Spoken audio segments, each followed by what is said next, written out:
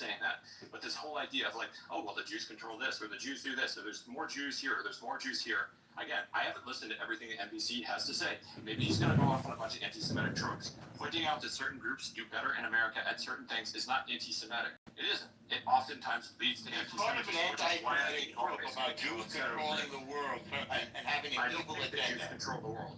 What's that? Do not think the Jews control the world. I know you don't, but this is a piece of the same thing. We control the banks. We control the media. We control the United States. We control Donald Trump. It's a part of a whole anti-Semitic weird paranoid view.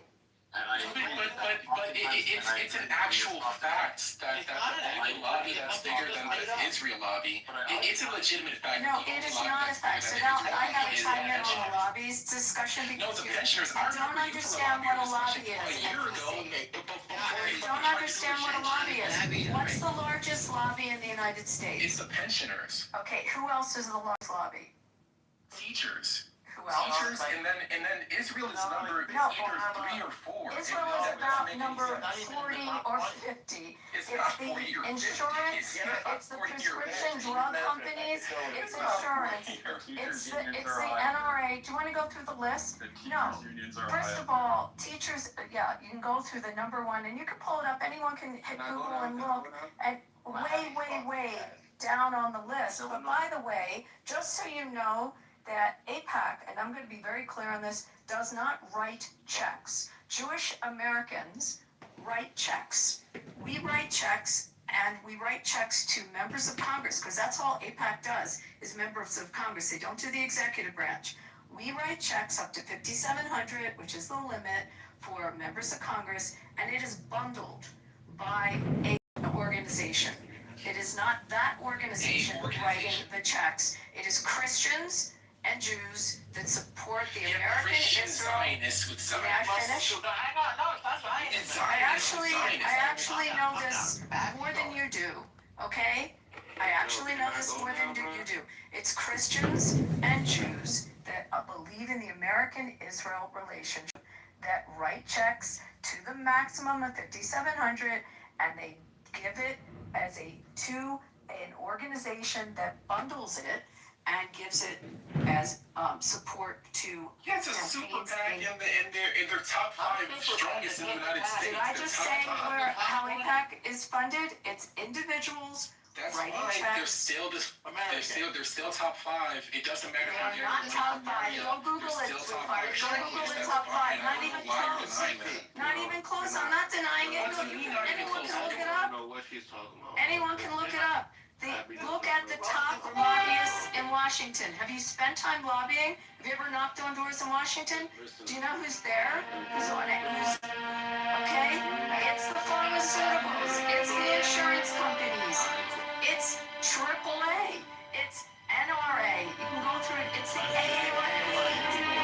AARP is one of the top. I just pulled up the list of the top 10 largest lobbying groups according to Cynthia.com. AIPAC isn't in the top 10. It's not in the top 10. Not even in the top 20. The number one is the National Association of Realtors, which we all know is a Jewish front group. Give me a fucking break. Then the American Chamber of Commerce is number 2. Pharmaceutical Research Manufacturers of America is number 3. American Hospital Association is number 4. Blue Cross Blue Shield is number 5. So again, not AIPAC. Keep going, Ben, because there's lots of other ones. Number 6. American Medical Association is number 7. Number 8. Amazon. Again, I guess a Jewish front group, according to this jokester.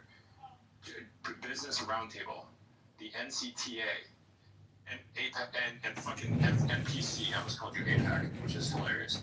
NPC, I was going to bat for you so you could open your mouth, and immediately you stuck your foot in it, dude. Yes, I'm a Christian. I'm pro-Israel because they're an ally. Because there's one free country in that entire fucking region. There's one free country. That's it. Let me go and say they reflect American values and interests and defend us, and we can trust them. Israel's trustworthy. Let me go. And I will tell you, it's a very important thing. Go, bro. He's been waiting. It's literally just getting ridiculous. It's part of your First Amendment, and you should all exercise your right to petition the government. Cass, go ahead. Let's hear from you. Okay, Cass, you've been waiting patiently. Thank you. Why do I have to wait that long? Because some of the people were talking. Now it's your turn. I apologize that you had to wait for 10 minutes. It's cool though. It was like 20 minutes, but I'm gonna make 25 this minutes, short. I'm sorry. I'm gonna make this short though.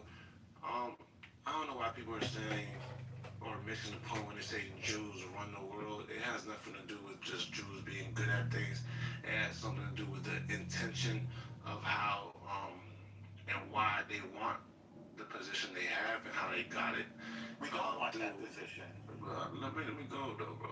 A lot of corruption, a lot of lies throughout history. They've done a lot of bad things. Now I'm not talking about all Jews. The structure is Jewish people are real people, and a lot of bad people pose as Jewish people. So they're not. That is not a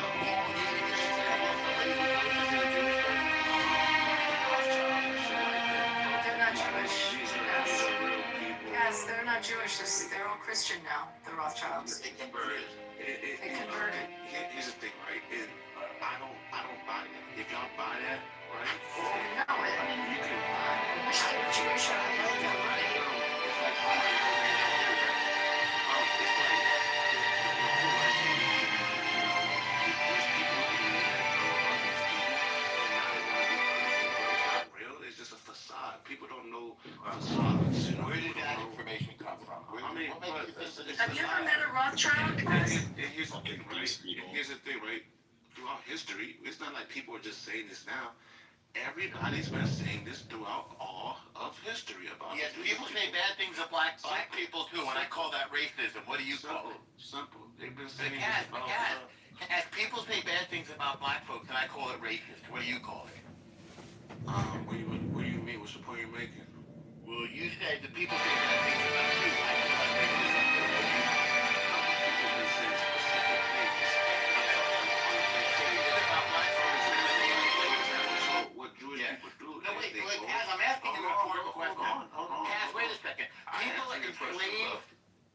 People enslaved black folks. I call that racism. People said that they were bad things. I call it racism. What do you call it when they call Jewish specific things? Whether it's they call Jews lazy, or they call Jews stupid, or they call Jews, they say Jews are on welfare. I call that racism. What would you call it?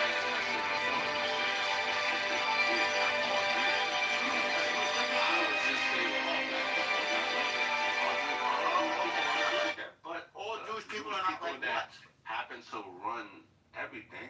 Run what? They have bad intentions, and Who they has spread a bad a lot of pedophilia Wait, shit. Jonas Salk had a bad intention, Cass? Did Jonas Salk have a bad intention, Cass?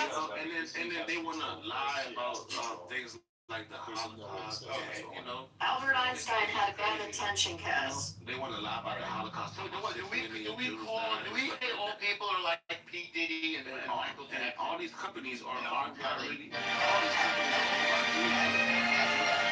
All black folks like R. Kelly and P. Diddy and Michael Jackson. no, that's my point. All Jewish, it's not. I all agree Jewish with you. people. So then why would you say it about Jews? Bro, did you not hear what I said earlier? Yeah. So I go, It's not black all. folks are Listen to pedophilia. what I said. It's not Yeah. all Jews, but Okay. the Jews at the top. Yeah. The people at the top doing it. They Okay. happen to be Oh. Jewish. Okay, who is a Jew at the top? It's a lot. It's families. Name one. It goes Name in one. families. Dude, who is a Jew at the I top? just gave you some.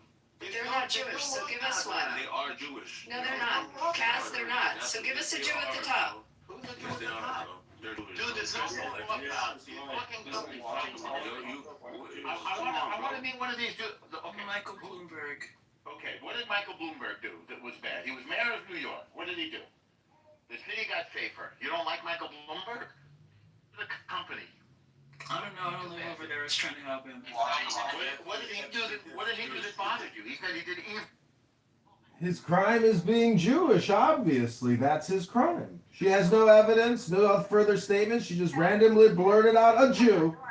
Oh no, don't say she. I was just giving an example. Who is Since he was Jonas Salk? silent. Who's Jonas Salk, Cass? Do you know what polio is? Did you ever hear of polio? The sickness? Yeah. What about it? You don't have it, do you? Do Do I you have have any it? relatives? Do you have any relatives that had it? I don't know. I don't recall. Okay, you know why they don't have it? Why? because Jonas Salk invented the vaccine so that nobody has it anymore. So here's the thing. So, and guess what about Jonas Salk? He's Jewish. Yeah. You know what? And then Saban figured out how to put it in little sugar cubes, so you can have it in school and make sure that no school kids had it. This is important. So you see it like that, right? Shall I keep going? The way I see it, here's the thing. This is why there's a lot of confusion. You think we should still all have polio? I'm responding to you. So you know what he charged for the polio? You're saying a Jewish person, right? Yeah. There's this sickness. Make sure. He made a vaccine for it, right? So you don't listen to this. I'm saying this. And you know what he charged for it? Here's what I'm saying, bro. Here's what I want to wait. We didn't finish the lesson. You know what he charged for it? It was probably free, knowing how to do it. Free. I know. Free. I know. We on the same thing. People all are. Bro, normal. Millions You of people cannot all talk around if you the want to world. over-talk me, bro. Like, You know, I waited all this to no more talk. fragility. Alright, Go ahead. But basically, you guys see it like that. I see it like, first of all, they knew what it was. They probably had something to do with it, and the vaccines are now who we think they are. Like, bro, these vaccines are. Holy shit, so you're saying Jews brought polio into the world so that Jonas Salk could figure out how to cure it and take credit? Is that what you're saying? I think I just heard him say that. Did anyone else? David, did you hear him say that? The story you think it is not really that. I heard him say that, yeah. You shouldn't trust the vaccines. Point blank, period. And how do you even react to You didn't this? know what polio Because people was. test these vaccines. People test these vaccines. Again, ladies and gentlemen, this is where the choice of you wanting to listen to this shit comes into play. It's a you problem if you want to listen to it at this point. Okay, so there's this, like, I'm not trolling at all. This is what you actually they create the problem. Yeah, he's like incredibly anti-Semitic, like honestly. Why? Just because they want to put somebody, bro. That's what happened. That's what happened. Look at the Epsteins. They're all. Oh my gosh. Hey, How can you guys do this? Look at all of the Epstein's not tied to these people. You just said all of the Epsteins, guys. Literally, you just said all of the Epsteins. I said, look at Epstein. No, you said look at all of the I Epsteins. said, look at Epstein. Okay, all right. Let's go one at a time. Let's try to elevate the conversation a little bit. For the record, no, Jews did not invent polio. Jews did create polio You think you would vaccine. know if they did? Yes, of No, course. they wouldn't put it in. There's no such thing as inventing polio. It's a natural. No, but you guys did, but normal, you guys did invent the transgender What are you surgery. talking about? Y'all push that transgender shit in Let's move on. All right, thank you. Oh my Thank you goodness. for Hell, lowering I'll the be telling you intelligence real of about the this. room. Let's move on. It's so unfortunate because, you know, this kind of rhetoric actually is like a double-edged sword. It like hurts you guys, like the Jewish people in the room, to keep hearing this kind of narrative, and it simultaneously just stabilizes like all of your contributions. Well, that's why I like to say reading poetry on Clubhouse is extremely valuable, because if all you did was listen to R words all day long, well then you too might become an R word. Your audiobook that you choose to listen to is important. Therefore, use discernment and discrimination to know how much is too much Clubhouse. Hello? Okay, so here's my big issue with a lot of this stuff. What's happening is that they're creating unfalsifiable arguments. I mean, when I say they, I'm going to be specific here. I mean anti-Semites like Kaz. When he says they, he roughly means the Jews, but apparently not all Jews. But what he's doing is he's creating an unfalsifiable argument. So if you just go, oh yeah, hey, what you're saying is totally insane, so let's follow it. Then he goes, okay, well, so again with the polio vaccine, like, oh, the polio vaccine was invented by a Jew, and then he goes, oh well, then polio must have been invented by a Jew. You see this again? This is not exclusive to Kaz. This is like other people who are anti-Semitic as well. When you call them out and say, hey, what they're saying is insane. Oh, Yeah, you actually are, dude. No, Like saying that the estimated number of deaths during the Holocaust is a lie. That's anti-Semitic, bro. It's literally textbook anti-Semitism. But I've heard numbers as high as 18 million. No, but that's not the direction he's going in. And let's not be intellectually dishonest. Let's not be intellectually dishonest and What do giving. you mean? No, I just like said that giving I've heard Kaz people say credit. it's as high as 18 But we're talking about the person here right now. And the person here right now, those estimates go down and not up. So please, let's not be intellectually Yeah, dishonest. but I genuinely think that the mainstream numbers are overrepresented. Oh, here we go again with overrepresentation of Holocaust victims. Why do we tolerate these people? I do not know. We're still talking about hundreds of thousands and millions of people. It's still a tragedy. So like measuring like a yard instead of trying to minimize it is a classic anti-Semitic. No, I don't consider minimizing it. You guys are taking it. So when No, it was about his statement. Kaz's statement was about minimizing it, bro. it's not about minimizing. We're not talking about people who are not in this room. We're talking about the person who said the statement in this room. Well, I understand English. I disagree with the way that you're taking it, and the reason why is because they're not doing something positive. I'm not saying that he's doing something positive. Well, I think it's just your opinion that you understand English, because I asked you earlier if you knew the difference between an opinion and a fact. He didn't know the difference between an opinion and a fact, and he just keeps talking like a motor mouth, like how I'm doing, and we just keep talking over each other, because one of us must definitely have a mental health problem. I'm going to say this again. I had to take a few phone calls and do a few meetings because I'm trying to control the media and the banks and the world and Donald Trump and polio. So we're going to go one at a time. Universal, please don't interrupt. So for those... Oh, I just wanted to be a part of the conversation. Sorry. It's all right. For those who didn't know, Holocaust minimization is a classic anti-Semitic trope. Why? Because it's part of this whole idea that Jews are controlling the story, and Jews are controlling the media, and Jews are playing victim, and Jews are lying. That's where that whole thing comes from. So you have fallen victim to a classic, really it's a Nazi trope. And when black folks in particular begin to parrot Nazi anti-Semitic lies, it's particularly disturbing since black folks too were the subject of discrimination and racism and oppression historically, like the Jews. Now, do we have to keep drilling down into this nonsense of Holocaust denial and Holocaust minimization, or can we move on to something slightly more intelligent? The reason why I don't think you guys care about progress. The reason why I don't think you guys care about anti-Semitism. Norm was talking. What were you gonna say? This is what I'm gonna say. Yeah. Before Abby got on stage, I think I was misunderstood. I was trying to basically build a bridge with not just Jewish, but have a conversation with some Jewish folk and kind of tell them, hey, there's a lot of people that you guys are calling anti-Semitic that are not anti-Semitic. This is the best thing that you can do because it helps the conspiracy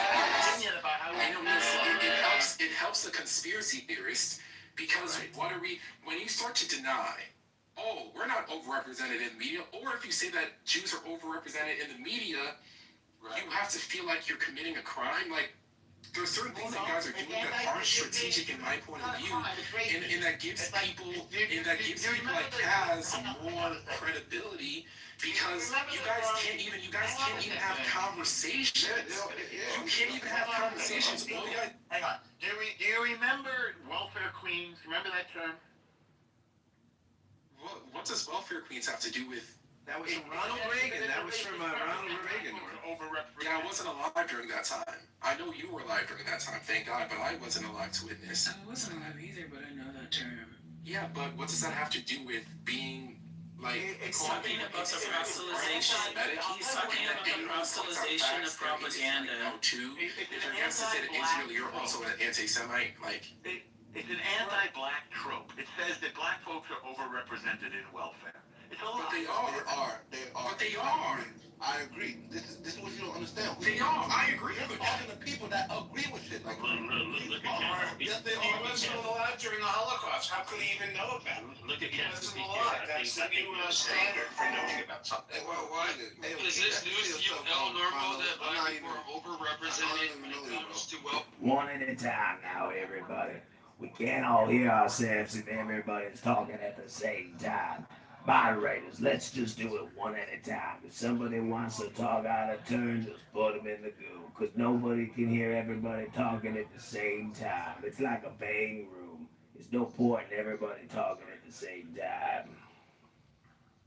Norm, did you just learn something today? Norm, you gotta control. No, I'm trying to teach you about racism, and you're proving impervious. But here's the thing, Norm. So People say, why don't you try a different oh strategy? my God. People say this, right? People say people are racist against white people. Black people don't like white people, right? And I tell them, do you realize only a small majority of Black white people don't like white people. Where do you get that from? Bro, can you shut the fuck up? Please. Man, You can nigga, shut the fuck up. You look like a thumb, nigga. Shut Who the is fuck that up. talking? TC, please You know what are he's a on. dumb bitch. Yeah, like the fuck What you is cut mine? you cut Oh you my cut God, like a thumb. dicks. Oh boy, now we got black people and black people. And This I is tell just black fun. people, like, bro, you realize only a small percentage of white people owned slaves back then, right? I'm that type of person. I'm not caping for anybody. And I'm telling you that 6 million Jews, that's been a folktale in the Jewish community. Not a folktale. Listen, let me land it, bro. Before you cut it, bro, I'm here to listen to you, bro. Just let me say what I say, bro. Okay. All right. I mean, thank you for your participation. It's enough already. It's a folktale. It's a lie. It's Jews who defeat It's enough already. I've heard enough nonsense from this guy. I'm here to tell you that it's a folktale. Okay, it didn't happen, right? I mean, my mother lived through it, but she must have been dreaming. And by the way, all those dead Jews, any minute now they're just resting, and any minute now they're fixing to get up and walk. So, thank God for that. They're all coming back to life. It was all a big misunderstanding. The craziest part, Norm, is Can we that it's move the on? most documented thing ever. These motherfucking Nazis, they were proud of it. They didn't deny it when they were put on trial. They said we were following orders, but they didn't say we didn't do it. I mean, it's the most documented thing of all time. It's like October 7th, the terrorists would go out there and are videotaping themselves raping and killing people, and then people say, oh, they didn't do it. There's always going to be somebody, I mean, God bless Kanye. Kanye said that slavery was a choice. I guess this guy must agree with him that slavery was a choice. Yeah, but the only the explanation, thing is, right? when Connie said that, I believe that people get to say things that they believe in some instance. But at the end of the day, y'all can talk all the shit y'all want, but people notice patterns. And At the end of the day, we got pattern recognition seekers, distributors of hate speech like NPC, low IQ baboons that don't read poetry. NPC, what's the last poem you read? you're going to start alienating people who just have questions. Yeah, And when you alienate people who just have questions, it makes the people You're just trying to provoke people. that are conspiracy You're theories. just trying to provoke people. You're trying to provoke Jews when you say the Holocaust didn't happen or it's a folktale. 6 million is a That was the other Jew. Oh my gosh, Randy. You don't have a source for that. Yeah, NPC didn't say that. Randy, NPC didn't say that. But whoever said that it's 6 million is a book. Yeah, that person's been removed. Read that in the book. But they didn't. But there's no source for it. I didn't mean to say baboon there. Could have just said dumbass. That's really what I meant to say. I just seemed like that was the next logical word for me.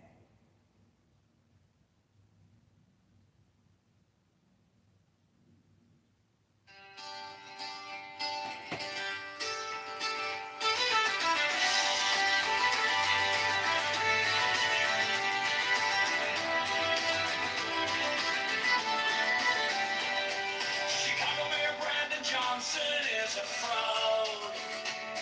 Chicago Mayor Brandon Johnson is a scam.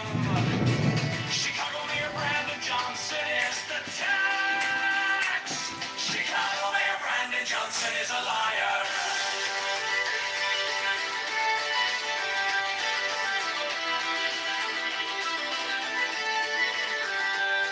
Chicago Mayor Brandon Johnson is a criminal. Borrows 1.3 million to give to crying on. Profits the sea to you is a mafia propaganda. Organization affordability is a scam. Brandon Johnson is the tax. Open the books, transparency now. Public spending tracker now. Brandon Johnson is the tax. Brandon Johnson is the tax. Brandon Johnson is the scam.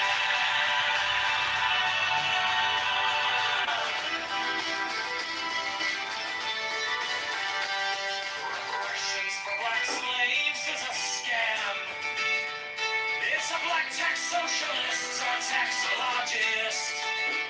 All taxation is theft, affordability is a scam. Abortion greyhound buses are murder for profit. Open the books, transparency now. Public spending tracker now. Brandon Johnson is the tax. Brandon Johnson is the tax. Brandon Johnson is the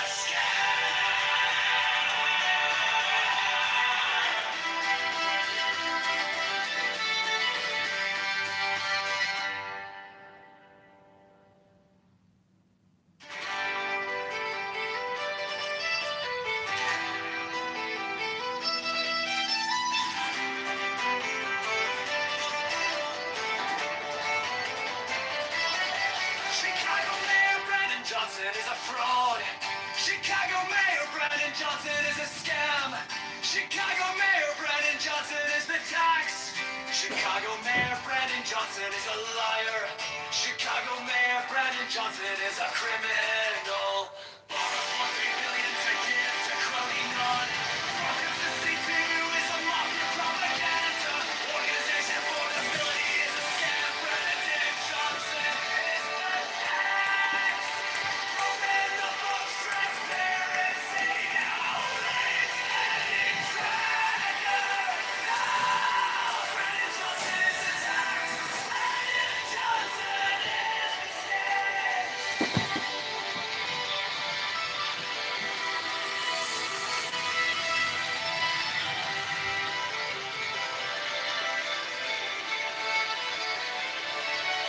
Reparations for black slaves is a scam.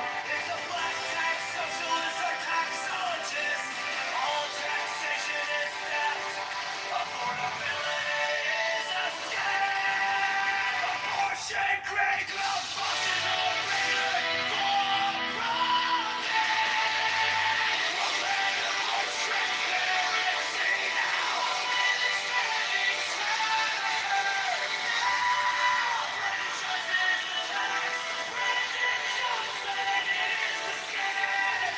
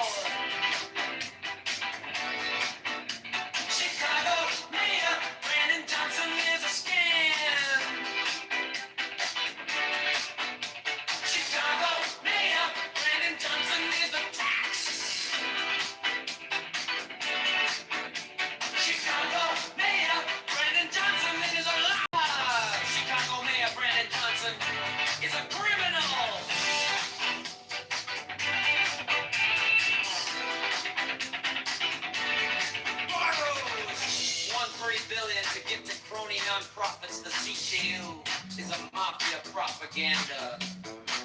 Organization affordability is a scam. Brandon Johnson is the tag.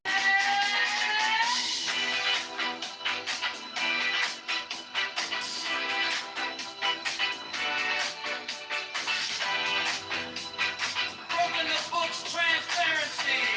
No! Public spending tracker. No! Brandon Johnson is the tax. Brandon spending tracker. No!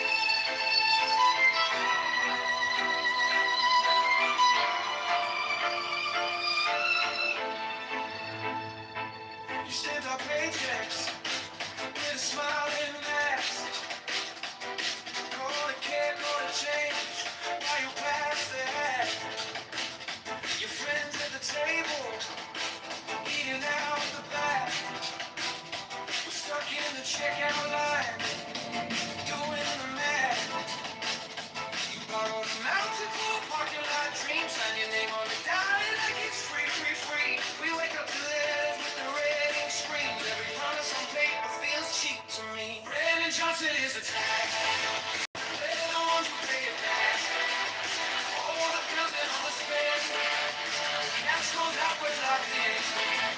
Open up the books right now. So the lovers line by line. Transparency on every track. Brandon Johnson is attacked.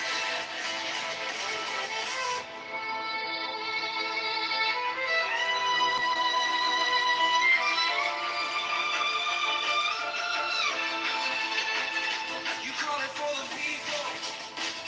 The doors stay closed. Same names on the contracts. Every story we're told. You preach about affordable, then raise the toll. Whole city in a chokehold, just to feed your own. We're tired of slogans on a pretty blue sign. Want a public spending tracker in real time. Not another photo op on our dime. We're done with fiction, this is our line. Brandon Johnson is attacked. We're the ones who bring it back. All the bills and all the spin. Catch goes up with lightning. Open up the books right now.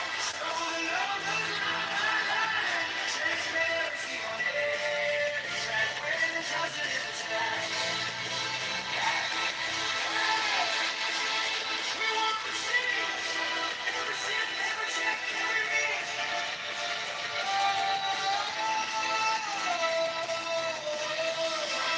Turn the lights to the ceiling, to the cracks, to the shadows, pull back.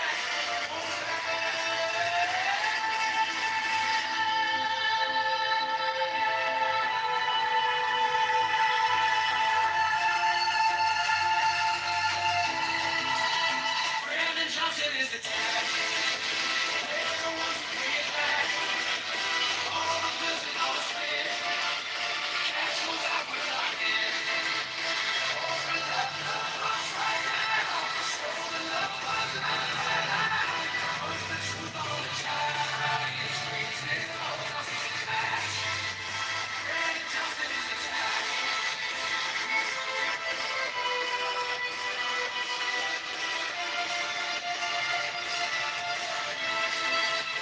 Brandon Johnson is attacked.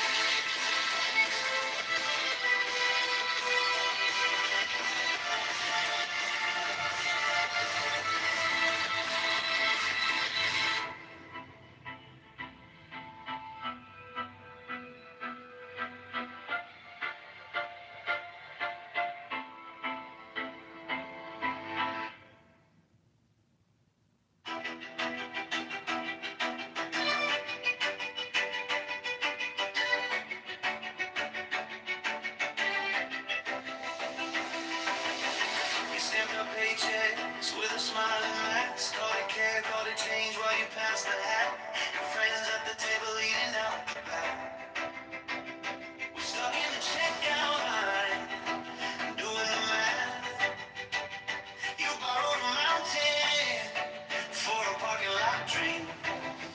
Signed your name on the dotted, like it's free, free, free. We wake up to letters with a red ink screams. Every promise on paper.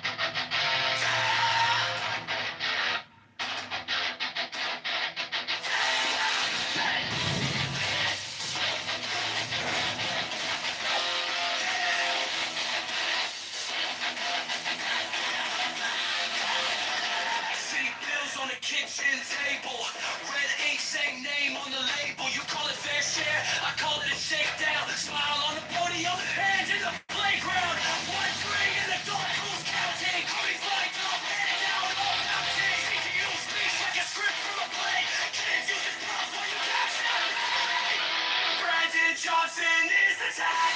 Every paycheck under attack. You don't care when you're writing on desk. That's a fact. Brandon Johnson is attacked. He's mounted by a back. Open the book, track every step. Brandon Johnson is attacked.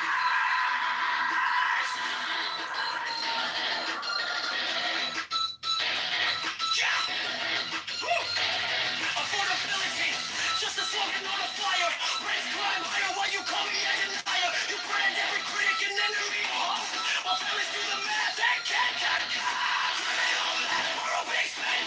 Assets get fed, streets still riot. Your brother's life, just give us men. We're beating up, you got it in. Brandon Johnson is the tank. Every paycheck under attack. You talk here, we pay our back. Canvas suit, that's a fact.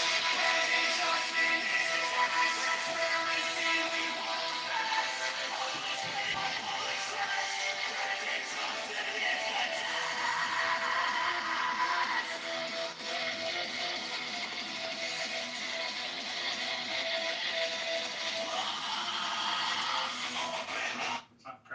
What is it? What is it?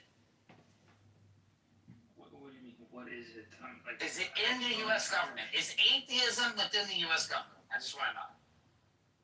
No, it's a secular government. Would you choose a president that's an atheist?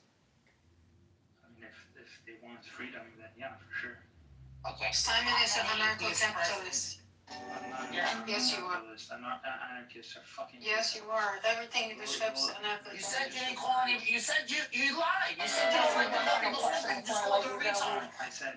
Oh, you didn't say He that. lies about you not being an Lies anarcho-capitalist. about everything. I said. I heard When it comes when it. I a lot of understand people about seem to pass the buck when it It's comes to insane. I said. That's what the atheists do. They said, All the you time. know, It social just media lied is to all the blame. time. Finish the sentence.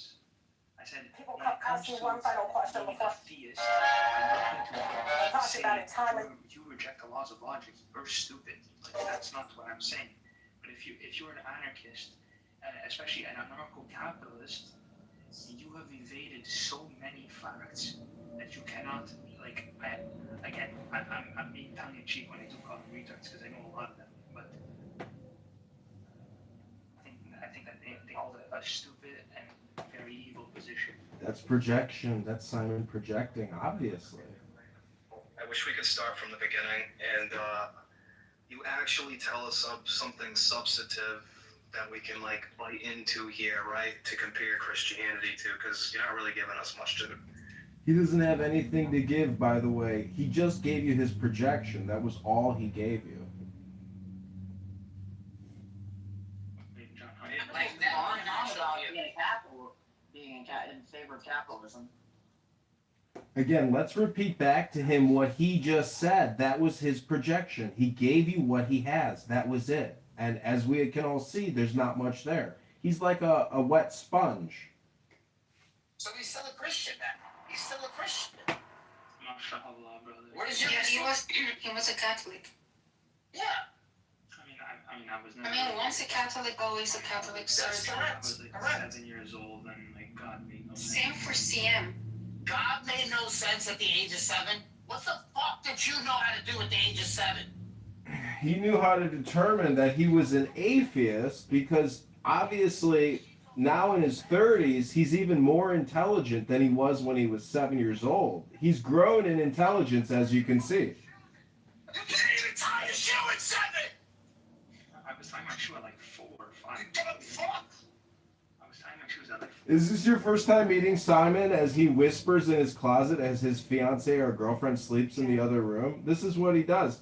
He comes here, he says nothing. And you guys are wondering why you're frustrated? The man has nothing intelligent to say. Just challenge him to say one smart thing. He can't do it. He's just gonna ask the question. Exactly. That's why I say he's like a wet sponge. There's just nothing there. You could squeeze it all you want, but you're not going to get anything, some water out of it. There's just no intelligence there. The man is like autistic. He's autistic, basically. Too much of a test. Not to watch us schizosis. He's neurodivergent like Abby, but unlike Abby, Abby escaped an actual biological lab in Ukraine near Chernobyl, and thus you see the mutant rat freak you know as Abby. No, she's not from there. She's Well, Simon's not far away. Simon was made in the library near the Ayn Rand section, and Simon actually, Anyways, if you guys are looking to discuss God, read a book. If you want to be annoyed, talk to Simon or Abby. I am complete. Okay, I will give you something annoying. Simon thinks he eats 7,000 calories a day and still lose weight. 7,000. yeah, eating his girlfriend's box. He's doing that. Ew. Okay, that's disgusting. Anyway, that got debunked, by the way. Those were not 7,000. Nobody can eat 7,000 calories. Are you kidding me? This motherfucker. Do you have any questions to ask today? Not only was I actually tracking and giving you exactly like the pictures of what I was eating. Yeah, we tracked that, honey. It was like 3,000 or something. Homie, that's extreme thermodynamics. There's no way. You broke universal laws. Not really. Not really. It's another one of those amazing claims where he just asks questions all day long. Maybe he'll send you a picture or something. But again, if you think you're going to actually gain any kind of intelligence or anything useful or have any fun talking to Simon, you will be mistaken. It's not fun talking to Simon. It's not informative talking to Simon. He can't persuade you of anything. It's literally like talking to a wet sponge. Hi, wet sponge. What's new today? Squeeze. Nothing there? Great. Moving on. Yeah, he's a neo. Megatron came all over the wet sponge. Yeah, fuck that. Of course. And at the age of 7, you already knew and understood the Trinity. He knew all of 2,000 years of history and philosophy and worldview just by 7. The guy's Mozart. Messiah. Yeah. All of the prophecies that led up to the Messiah. You could debunk every single polemic at the age of 7. No, that's not. Roast. So then how did you know that it was bullshit? What do you mean didn't make sense? I said it didn't make sense to me. My mom would say there's this. You're lucky if Voltron makes sense to you at 7, let alone the fucking Bible. Are you serious? Exactly. I mean, again, I'm not saying I was this like a genius kid. I just said the way it was described to me, it didn't make any sense. I still don't understand Voltron. Who does? That's what I'm saying. Well, let's just admit he's the Mozart of R words on this app. He learned all of human history by 7. He learned all of philosophy, mathematics, everything. By 7 years old, this guy figured it all out. So I want to welcome you all back to the Roast of Simon.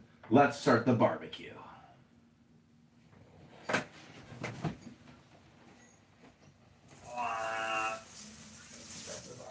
not a Christian because at the age of 7, Thomas Aquinas was just so boring. Actually, I think Thomas Aquinas is like one of the best things. Oh, shit. I actually really like Thomas Aquinas. Great, become a Christian.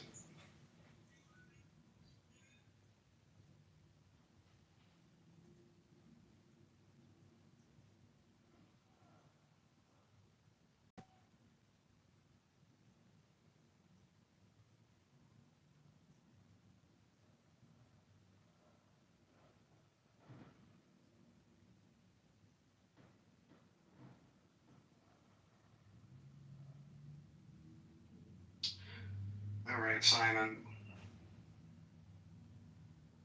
A little bit of time went by, and I'm just kind of wondering what your worldview was. PTR Megatron.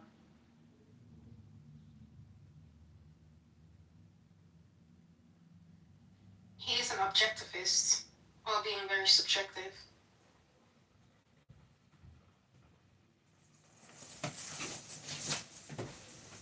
Imagine being like a 7-year-old and saying, Dad, why do you believe in God? And he's like, well, son, I've been alive for 55 years. You've only existed for 7 years. times 365 times 24 hours. You haven't actually read as many books as I have, son. You haven't experienced life the way that I have to know that miracles exist and that intelligence comes from books, my son. But Dad, God is an illusion. You're just using your imagination. No, son, I've been reading books, and you're only 7, son. Please wait till you're at least 50 and read a lot of books and experienced a lot of life till you make your final decision and determination. Thanks, son. But Father, I've read Ayn Rand in the library. Ayn Rand changed my life, Dad. And you never read Ayn Rand. You don't understand about Ayn. She's a genius, Dad, unlike you. Well, son, that's just like your opinion. I hate you, Dad. I wish you were dead, Dad. You're so stupid, you're delusional, Dad. Okay, son, take it easy, son. Take it easy, son. No! So here's where the real critique is going to come in, right? So I'm looking at what he's given me here so far, and I'm looking under what objectivism is and precisely. So it says metaphysics, reality. Reality exists independently of perception, objective reality. Epistemology, reason, the only valid means of acquiring knowledge. She rejects faith as a method of knowing. Ethics, now this is the interesting one. Rational self-interest. The individual ought to pursue their own flourishing as a moral good. Now, that's kind of interesting because that same pillar almost mimics the one from the Secular Humanist Manifesto. So, right there on that, rational self-interest, anybody can rationalize themselves to anything, and the individual ought to pursue that as a form of flourishing, as a moral good, or as a moral good. It's not always going to narrow down to that, dude. That's not objective at all. That's actually kind of subjective and selfish. Well, what do you think of that, Simon?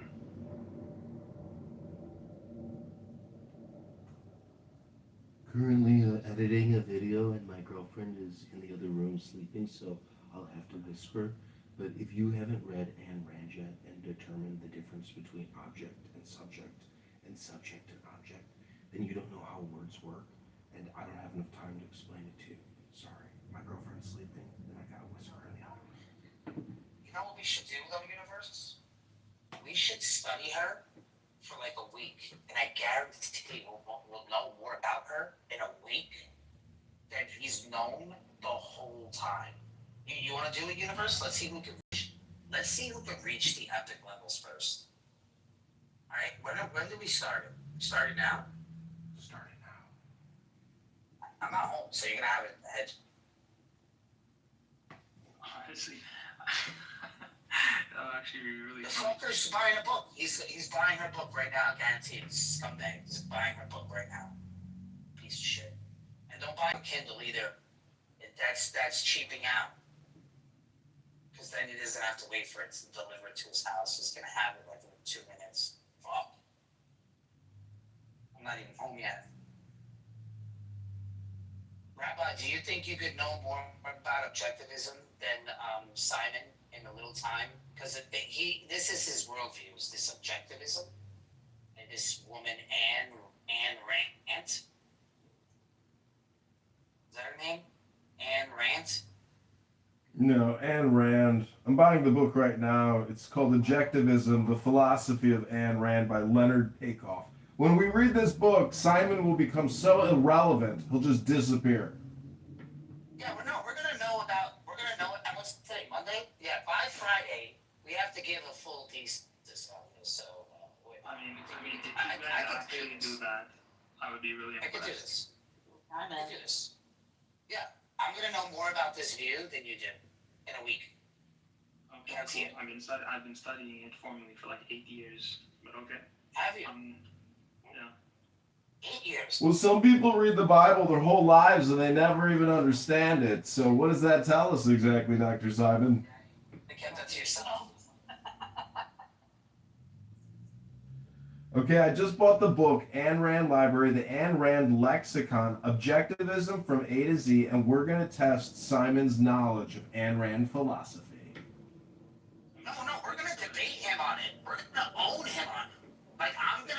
objectivist by Friday. Sure, let's do it. I agree. I can't wait to see Simon disappear.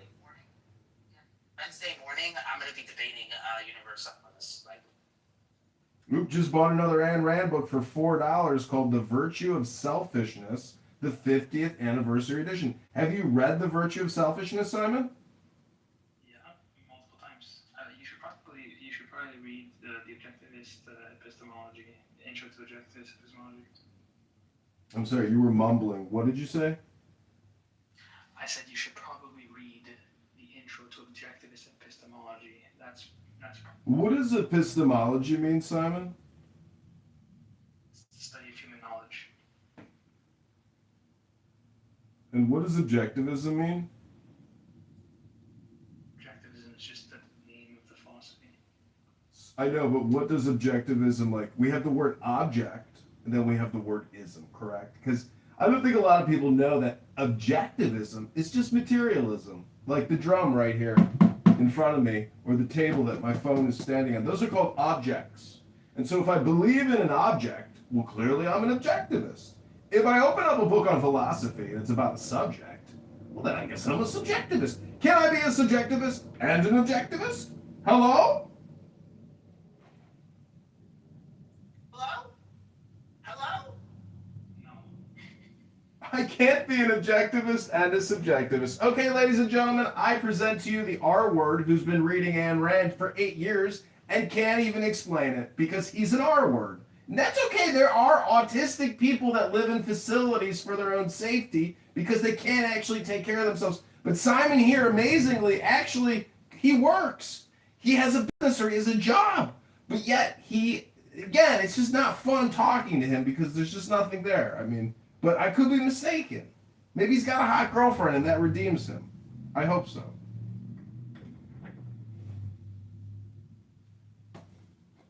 7,000 calories eating box. I mean, shit.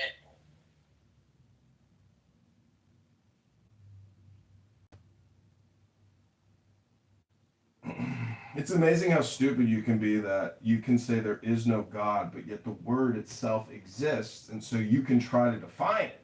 Other people can try to define it, but you just say that that word is an illusion. It's just in your mind. It doesn't mean anything. Meanwhile, the word God itself can be translated into so many different words. What we're really doing is dealing with highly argumentative people that hate your choice of words or opinions of words. And these are stupid retards, ladies and gentlemen. People that should be despised in society because they're so obnoxious and so stupid and so fucking petty and retarded like Simon.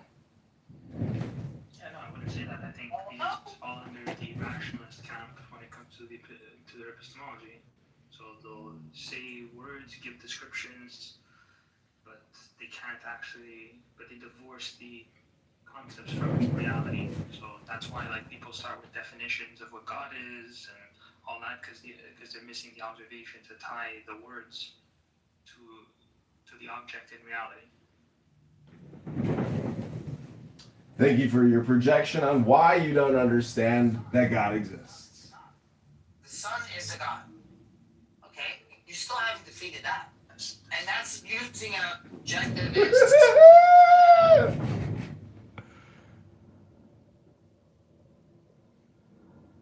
Using what? Sorry, you completely cut off.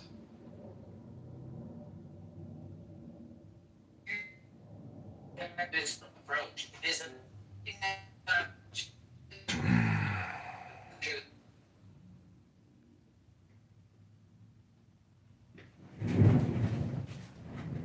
Well, the sun is not a god because the sun is the source of all light, and without the energy and the warmth, we wouldn't have life here on Earth. It doesn't prove that the sun is a god. My objectivist philosophical glossary and definition told me so, and so, I've refuted your claim with evidence, and I am not complete. Ayn Rand is a goddess, and if I could do Kundalinis on Ayn Rand's toes and every other part of her body, I would have loved Ayn Rand. She would have been the perfect wife, and I hope to God that one day I meet a woman like Ayn Rand who can make all my dreams of marriage come true. I am complete.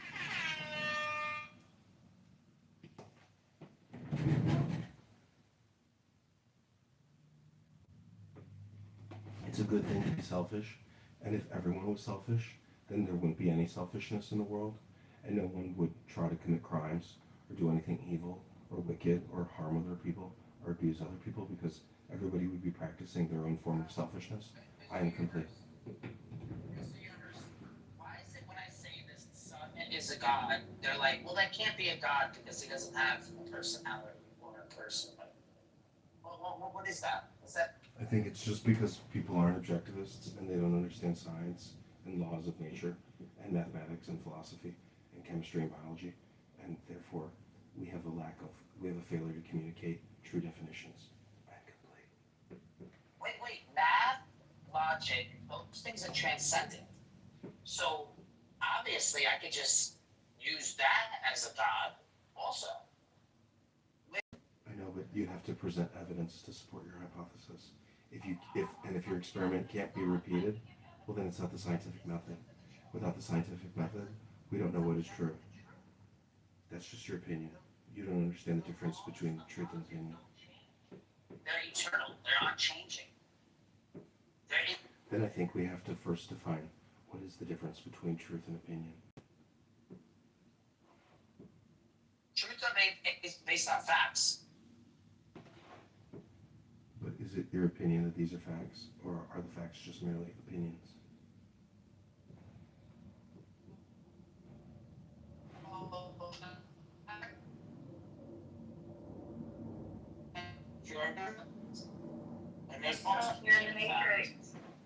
You see, it's a fact that you're in the Matrix. It's not an opinion.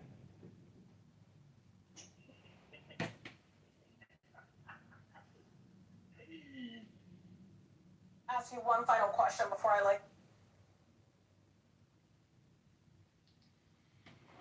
I think we've proven here beyond a reasonable doubt that Ayn Rand most definitely was the closest woman to ever achieve a union with God, because God is very selfish and objectivist and not a subjectivist. And therefore, again, I have to assert that if we could maybe get a genetic sample of Ayn Rand and bring her back to life, she could possibly be the Mashiach that we're looking for.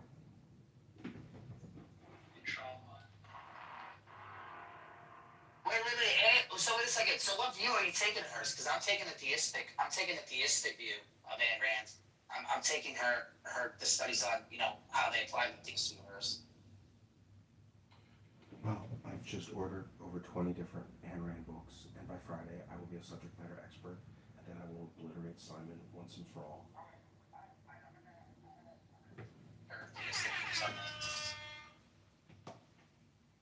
I haven't gotten home yet, so he's got a head start. That's why I gotta keep talking to him.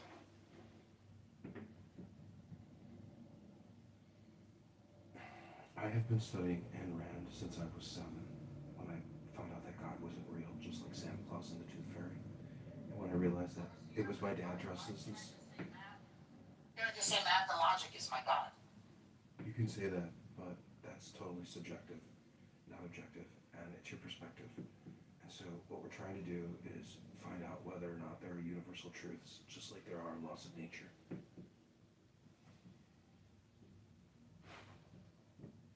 The laws of nature, yeah, sometimes they're universal. I don't even know what you mean. Laws of nature universal. What is that? Well, look at your PTR. Clearly something's going on there, and I would say that is reminiscent of the laws of nature, symbols and hieroglyphics, like you said, transcendental, just like Ayn Rand. Because when Ayn Rand had an orgasm, it was the best orgasm that a woman has ever had. Now, some might say that's subjective, but I witnessed Ayn Rand have the most exotic orgasm that a woman has ever had in a menage a trois. And see, sexuality and life choices, those things all come into play when we're determining whether or not Ayn Rand is the true Messiah. Oh, so the real philosophical question are the laws of nature, right? Like Newton's laws of motion, general relativity. The twist here is, but these real laws, if these laws govern reality, are these real laws that govern reality, or are they just descriptions and patterns we observe? What are they? Well, you could go in a ratchet-ass trench room, what we would call a bang room, and they will definitely say that they are pattern seekers and they recognize patterns. So since we all recognize patterns and people bring up the fact they are pattern recognition seekers and pattern recognition observers, like everybody else, clearly they know the truth, my N-word. The science assumes universality, but it doesn't prove it. It doesn't prove it. Modern science runs on assumptions, like experiments done here apply everywhere. No, they don't apply everywhere. They don't. Well, have you ever taken the polio vaccine? Because I was just in a room with a Democratic APAC lawyer, Abby, and she was saying that the Jews shared polio, and then an African American gentleman said that the Jews also created polio. So who's right? Who's wrong? What's important? I mean, how do we measure the speed of light? Do you remember? We can look it up. Is he still here? Hello? Hello? Isn't that just like the distance that it takes light to travel between point A to point B? Oh, wait. And back. And back? Whoever said anything about going back? Wait. No, we don't measure it that way, my friends. How do we measure it then? Measure it. How do we measure it? Hey, Grok, how do we measure the speed of light?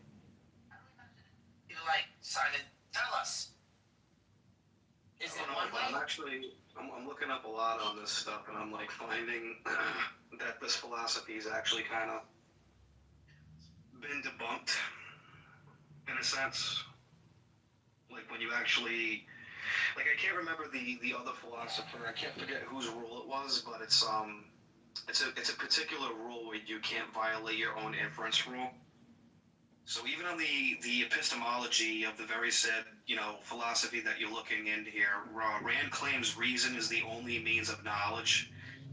Faith is invalid. So like the counter here would be the claim itself cannot be proven by reason alone without circularity. So like you're violating your own inference rule there. And then it's a philosophical axiom, right? So we're getting into Agrippa's trilemma there.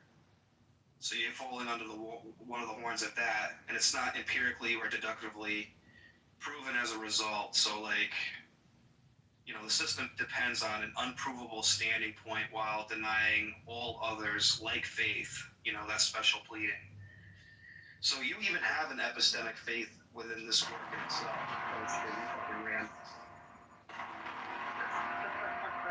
That's all it takes, buddy. That's all it takes. That's part one.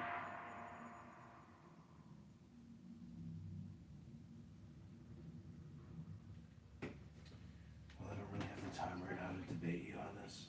I'm busy with my girlfriend, and I gotta whisper so I don't wake her up so she doesn't break up with me. But what's important about Ayn Rand is that she was a publisher, and she wrote a lot of books about basically being selfish and conservative because the liberal left woke mob, which is taking over society. That's what she looks like. Don't judge her book by its cover. Don't judge a book by its cover. No. You don't understand objectivism. And you haven't read enough. You're still just getting home. You haven't read enough Ayn Rand books yet. Saying that like ethics based on rational interest, which I actually critiqued earlier, just kind of getting into it, but it says Rand says the moral good equals advances the individual's life. There it goes. There it morality goes. is grounded in self-interest, then that's if you have conflicting interests, no objective resolution based on conflicting interests or power or advantage can redefine rational. So you can push the line and say if two rational agents benefit from harming each other, what adjudicates that between them? That's the same shit in the fucking Secular Humanist Manifesto. I'm pretty sure, like this. It's not that it's like a rational self-interest, but it's like this democratic, like collective good for everybody type of thing that has the same kind of circular thing going for it. It's trannies living in a commune. That's all it is. That's what it is. That's what it turns. That's what it boils down to. Dude, I should make a music album called that. Trannies in a Trailer Park or something. Nazi. They call them Nazi trannies. So it's such an idiotic thing. Skinheads.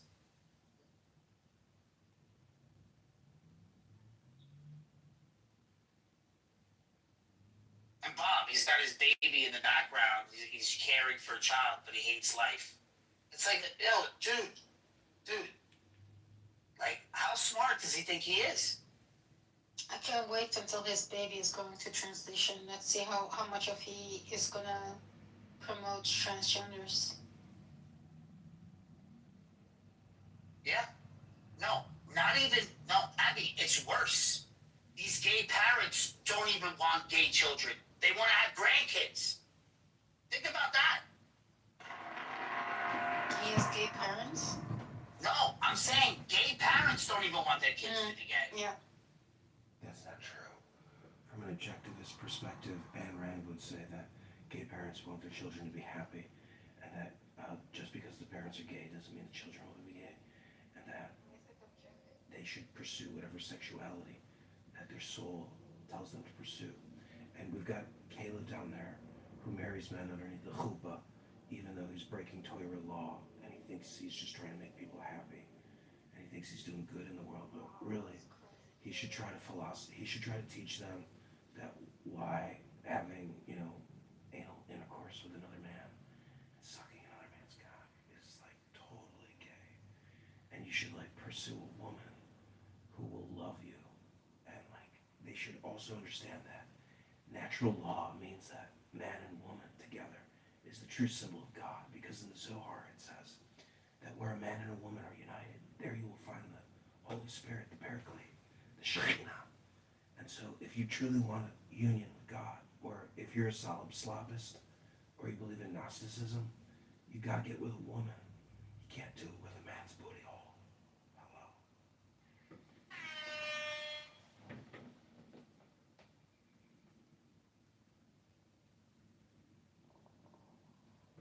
I did come to the conclusion the other day that basically solipsism is just Gnosticism translated into Slopicism. If you think that Gnosticism isn't the exact same thing as Slopicism, solipsism, I mean, I just don't. Can you defend that? Hello? We call them nihilistic, solipsistic, nihilistic, hard determinists that think they're in a brain of that. Solipsistic, nihilistic, hard determinists. That's what they are. Oh my god. Wait, you said they think they're in a brain vacuum or something? Well, they say they could be a brain in that. A brain in a what? A brain in a vat? They think it's just no sensory experience. They don't believe in it. Got it. Well, you know what I really like is books, because books prove to me that time is a concept, and that the now is all important. However, history books are a motherfucker, especially the ones that I'm looking at right now from 1946, because there are a lot of dumb motherfuckers on this app that want to say a lot of racist shit. But when I show them the books, and I show them the pictures, and all the research, and the hard work that these publishers put into these books, it will prove beyond a reasonable doubt that they are trash, and that they are just here projecting hate speech because they're losers. And I've got books. I'm not saying that I'm privileged. I'm saying I got books.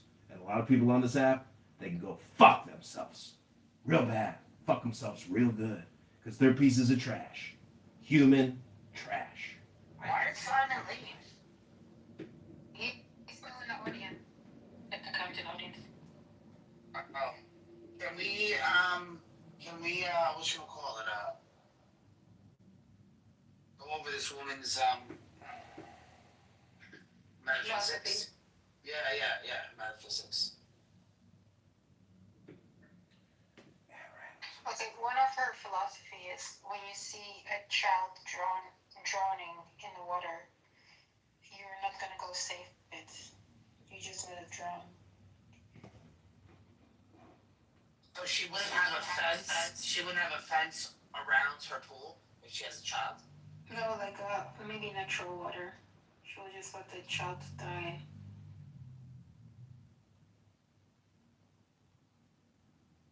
Crazy. So I googled what are Ayn Rand's most controversial statements. This is what it says. So this is the objective reality, the metaphysics. Objective reality doesn't lead to her ethics. Rand starts with reality is objective, fine, but that does not logically entail like capitalism, or it does not entail egoism. This is the gap you move from what is to what ought to be without justification. This is the ought problem famously articulated by David Hume.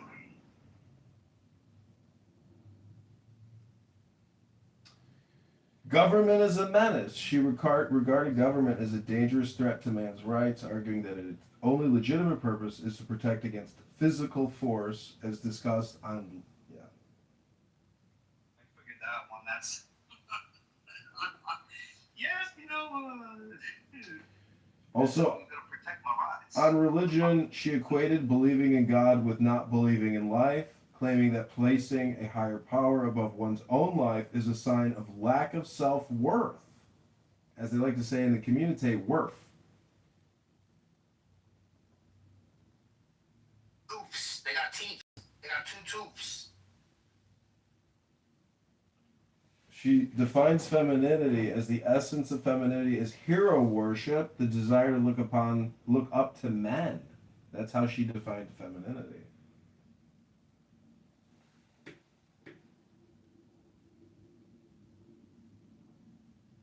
She wrote, I swear by my life, my love of it, that I will never live for the sake of another man, nor ask another man to live for mine. That's from Atlas Shrugged.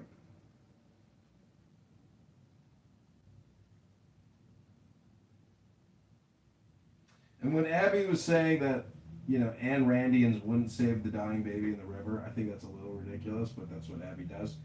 It says here, the virtue of selfishness. Rand argued that pursuing one's own rational self-interest is the highest moral purpose, rejecting the idea that people should sacrifice themselves for others. So it says it's the highest moral purpose, but is it the most intelligent purpose?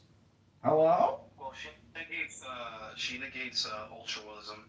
So there's no altruism in any of this. Oh, Steven's here. Oh, she didn't have any kids? She didn't have any kids? No, she had 16 abortions. Unfortunately, she couldn't menstruate after the 17th abortion. She was a big member of Planned Parenthood. She herself was an abortion doctor part-time. She got a pension from Planned Parenthood in 1965. Anyways. She couldn't marry a Muslim because then she would have to go through the Iddah period, and she would never get her period, so then she couldn't get married to a Muslim. Speaking about. She always think she's pregnant. Oh. Here's the fucking critique on this. This kind of just this whole thing just reduces down to like metaphysical individualism. So that's what I'm getting off of. I mean, isn't all of religion? I mean, I would hope that your transcendental religion would be personal, selfish metaphysicalism or transcendentalism or. Anyways, what we're trying to say is, oh, Cora's here. Hi, Cora.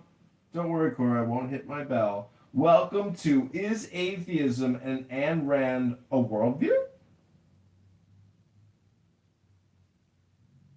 It says A, not Ein. Well, Regal's kind of busy right now. Don't worry about it. Is it Randianism like a view? I don't know. It's objectivism, that's what it's called. Yeah. Another word for atheism.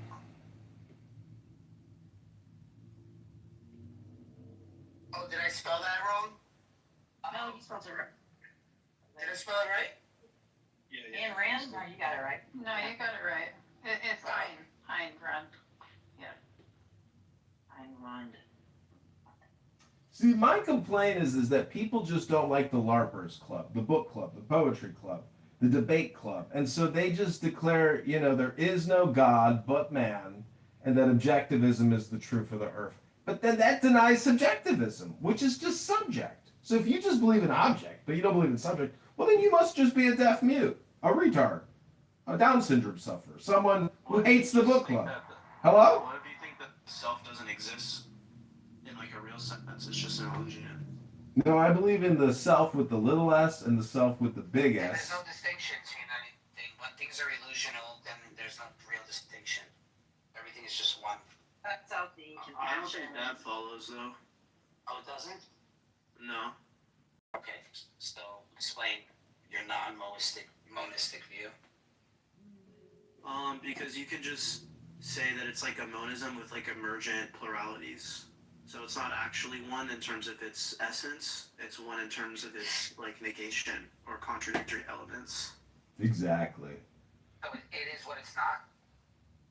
Well, yeah, that would be necessary to its identity. Yeah, that's crazy. It's not crazy if there are true contradictions. Well, everything has a contradiction. Every argument has its counter-argument, just like action and reaction, or art critic and artist. And so there is this dualism and this non-dualism. The non-dualism is what we're talking about when we talk about slopicism or solipsism and Taoism, or even Enlightenment, transcendental mythology, and mysticism, like Jesus Christ, our Lord and Savior, the greatest comedian and mystic who's ever lived. Hello? Yeah, but Barth, you could just hold like non-classical logic for that sort of view to work. You see, I'm not a computer that's defragging myself that can believe in true contradictions. So I'm gonna have to operate in the real world. Well, the point is that like there are examples of true contradictions in the real world. Oh, really? Yeah, Graham Priest gives like plenty of examples. I'd be like sympathetic towards his view. No, I get it. I get it. I mean, I'm putting the tarp over my, foundation. They said it's gonna rain. Do I definitely know it's gonna rain? No. Am I gonna take the chance and having to pump out all the water of this ditch instead of just putting a tarp over it with a pump, so that if water does get in there, I don't have to go crazy doing this the next day when I get there in the morning? And I'm still hiring the guy to get there at 5 to check the pumps. So, what if it never rains? Is it a contradiction? Yeah, never happened.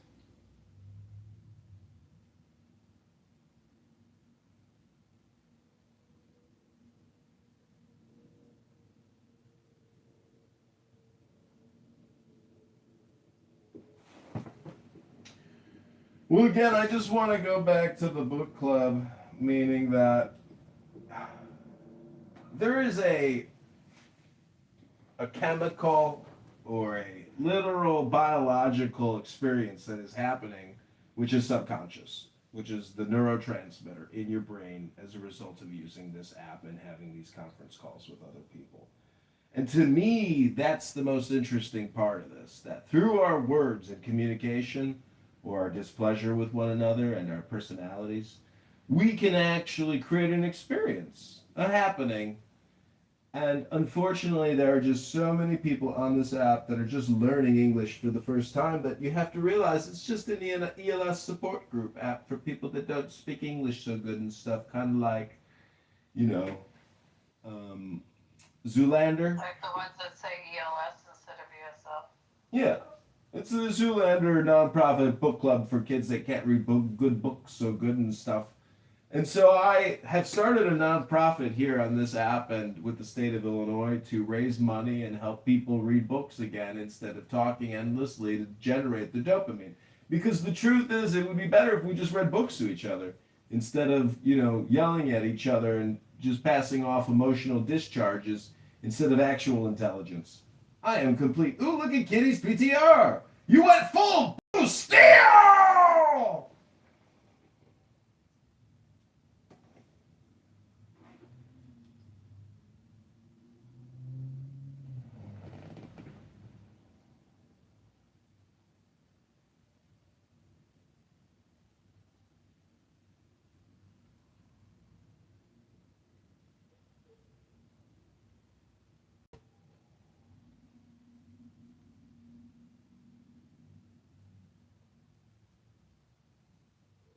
Did you see Hillary?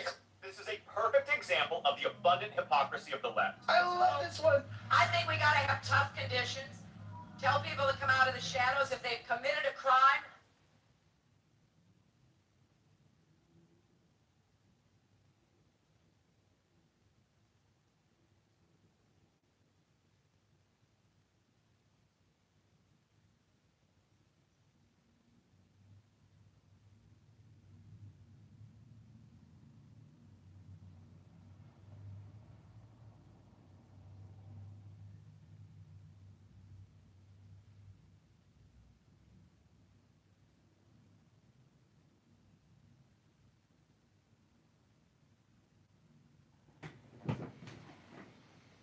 Well, it looks like we've achieved a catharsis of complete and total relaxation.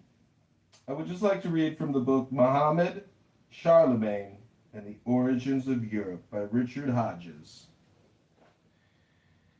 This is page 55. It says, Heraclius's victory distracted the world from the birth of a religious and political movement which was to overwhelm large parts of Asia and North Africa. Islam. When the Prophet Muhammad died in 632, he was barely known beyond the Hejaz. Nevertheless, his movement, reinforced by the economic conditions in the Arabic Peninsula, produced an explosion almost without parallel. Within a century, Islam had tens of millions of subjects from the Atlantic to the Indus, attacking simultaneously on several fronts. Small bodies of mounted zealots ripped into old empires of Byzantium and Persia. By 640, the Islamic hordes attacked the Byzantines, and they had lost Palestine and Syria. In 642, they lost Alexandria. Between 673 and 677, Constantinople faced a series of attacks. 698, it was the turn of Carthage. 12 years later, the Arabs crossed into Spain and struck northwards into Provence. But at the same time, in 717, Constantinople faced its most serious siege yet, which lasted 12 months through a severe winter. After the Arabs withdrew, Leo III, from 717 to 741, the newly crowned emperor held the city. We may speculate whether this or the victory of Charles Martel at Poitiers in 732 was the event that symbolized the end of the Arab expansion in the West. In the mid-8th century, the vast Islamic empire suffered its first political strains, and the Umayyad dynasty of caliphs was overthrown by the Abbasids, who shifted the Islamic capital to Baghdad. The Abbasids. Okay, thank you. That was John Kitover. Thank you very much. Appreciate that. Cora, you still there? Yes. Hi, how's it going? How you doing today? I'm fine. You're fine. What do you think of that? Do you think atheism is a worldview? No. Fair enough. Yeah, we were just having this discussion with this guy, Simon, and he wasn't very clear about that. That's how all this came about. And then he said this is kind of what's supporting his views here. You can't build a worldview on the answer to a single question. Sure. Anyway, I think I'm gonna jump off for a few. Do you want me to donate the room to you? You can change it around, make set the topics if you want. I'm gonna jump off for a bit. I gotta make dinner, dude. Can't stay on here all day. All right, have fun.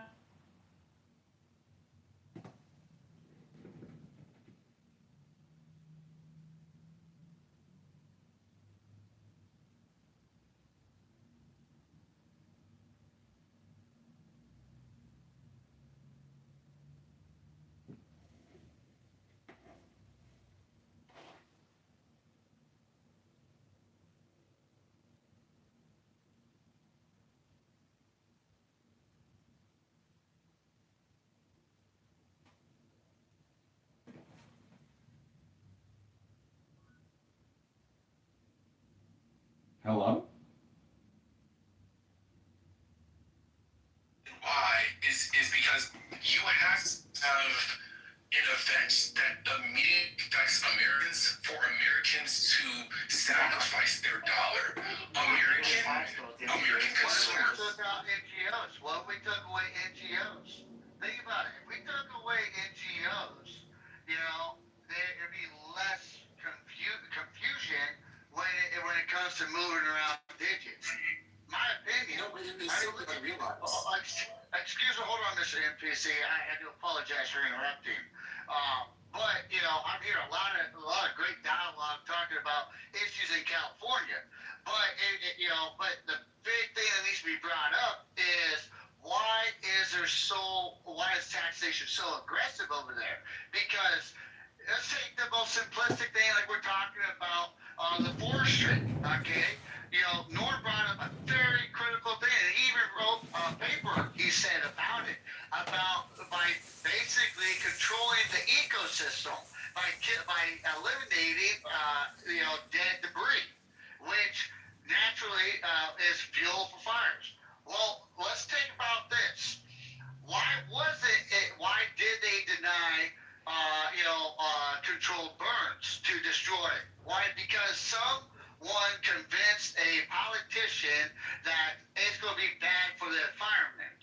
And you could trace it down to have a good sense of humor. Break down everything that's asked from the state of California, from the federal government, or not from the federal government, but asked in the taxes. And then if you look where it goes into that element, then do a FOIA report, a FISA report, and then realize, hey, why is it kicked to an NGO? Why is there multiple NGOs handling a specific subject? And then when you dive into it, oh wait, why do we have third-party contractors coming in to do forestry surveying? Why do we have third-party contractors coming in doing biological, engineering or biological survey? Why are we third-party in it? Why? So that way we can find out where the money's being funneled. You're paying so much taxes. Because in my personal dumb opinion, and you guys probably going to tell me I'm dumb for saying it, is when you have NGOs, you have an excuse to move money around. That they're going to have to, instead of a FISA report, they're going to have to subpoena documents, subpoena the books, figure out where the money's being tracked, and we all know that could be a 12 to 24 month process. That's simple as that. That's just my dumb opinion. Thank you for the 30 seconds. Well, where did the $25 billion for homelessness go? We don't even know. No, listen, it doesn't matter how much money the government wastes. It doesn't matter how inefficient. We have to keep coming up with examples. Anybody else have any examples? You have to prove how inefficient the government in California does. Does anyone else have any examples? I care where it goes. I don't know, because we don't care where it goes. Because life is as simple, politics is as simple as this. Get more money from the rich and everything else is going to solve itself. Once we have more money, it's just going to solve the problems. No, dude, It's not anything other than that. minimizing it down to just that is like being disingenuous about what's being said. It's management of more money and wealth. That's the problem. How do we manage it? How do we tax people with a lot of money? It's something new. It's a new phenomenon. It's like, how old is it? Well, within the last 10 years, people are like billionaires. We haven't seen this before. How are we going to deal with that? We have to. We've seen it in France. In France, they did it, and the millionaires and billionaires just left France. That's all that happened. Yeah, and I don't know what people aren't living in reality. Someone just said that Elon Musk is the richest person on the planet. If you believe, the reason why my name is NPC is for people like you. If you believe that Elon Musk is the richest person on the planet, the richest person on the planet doesn't even report their income. And they're probably somewhere in Saudi Arabia or some shit. This is what I'm talking about. When I say these really, really extreme things, that's what y'all are saying. Because when you guys talk about taxing people, you speak in a way as if the government, whether federal or state, has a track history of using that money effectively. If this was like a Robin Hood, if this was a situation where you're actually taking from the rich and giving to the poor, maybe you could justify it, but that's not even happening. You talk as if that's happening. The government takes $1, it spits out a nickel, gives a nickel to a poor person, and then the 95 cents goes somewhere else. It goes to administering the 5 cents.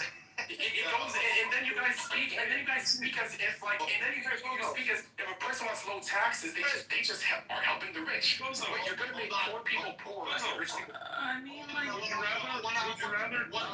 rather be taxing poor people and then giving it back to Elon in the form of subsidies? Because that's what's happening. You're saying, why would we tax rich people? The government's not going to use it efficiently to give it back to poor people. Well, why the fuck would we tax poor people and give it back to rich people inefficiently? Poor people don't pay What taxes. stupid fucking logic is that? Poor people don't pay taxes.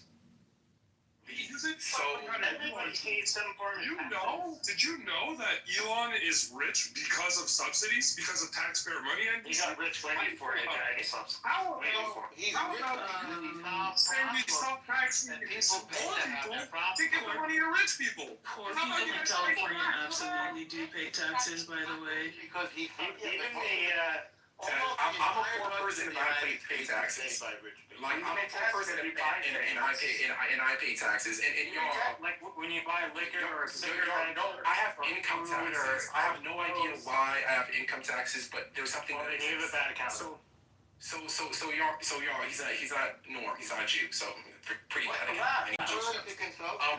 So y'all, We used to what I'm have saying. a hierarchy structure that worked. And it worked because it was based on something, the whites created it, and it worked.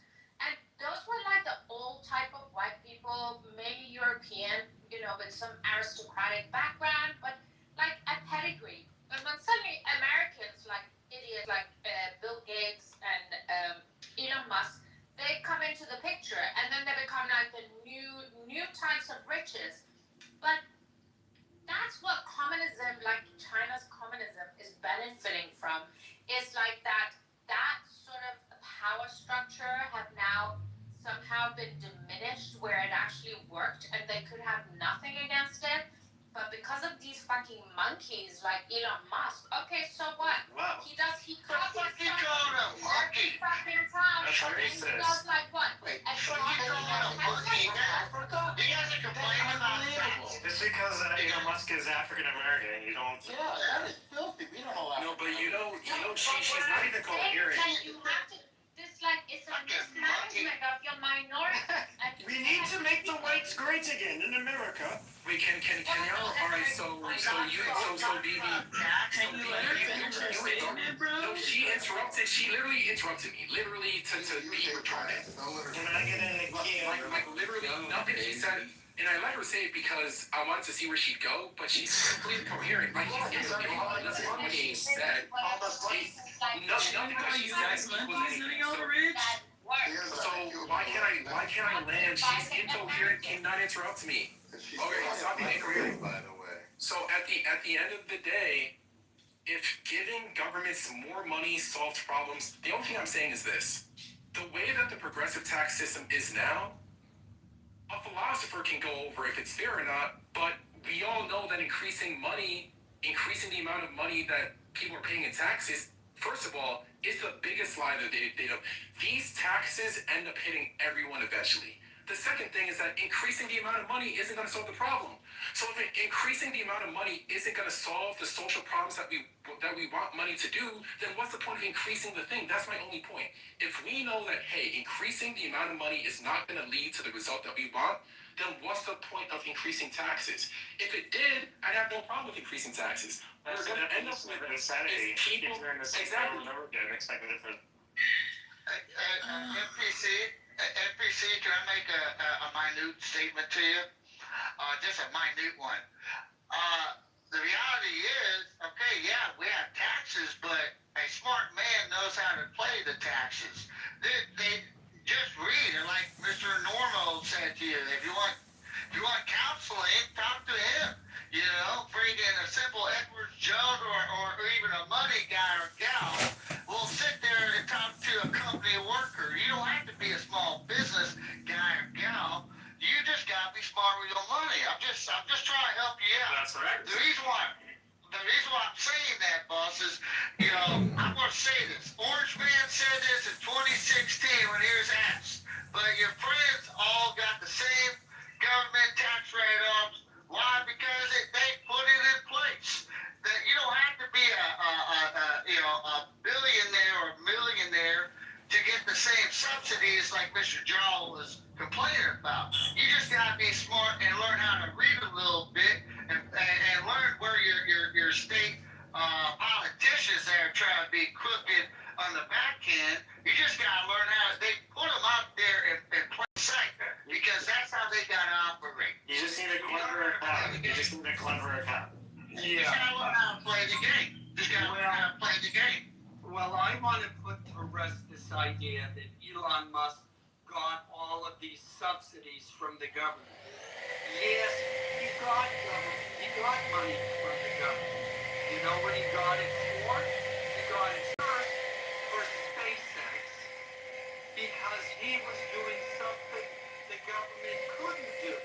Now, the left likes to talk about all their NGOs and all of these organizations that get billions of dollars of government to carry out policies that the government wants to get done.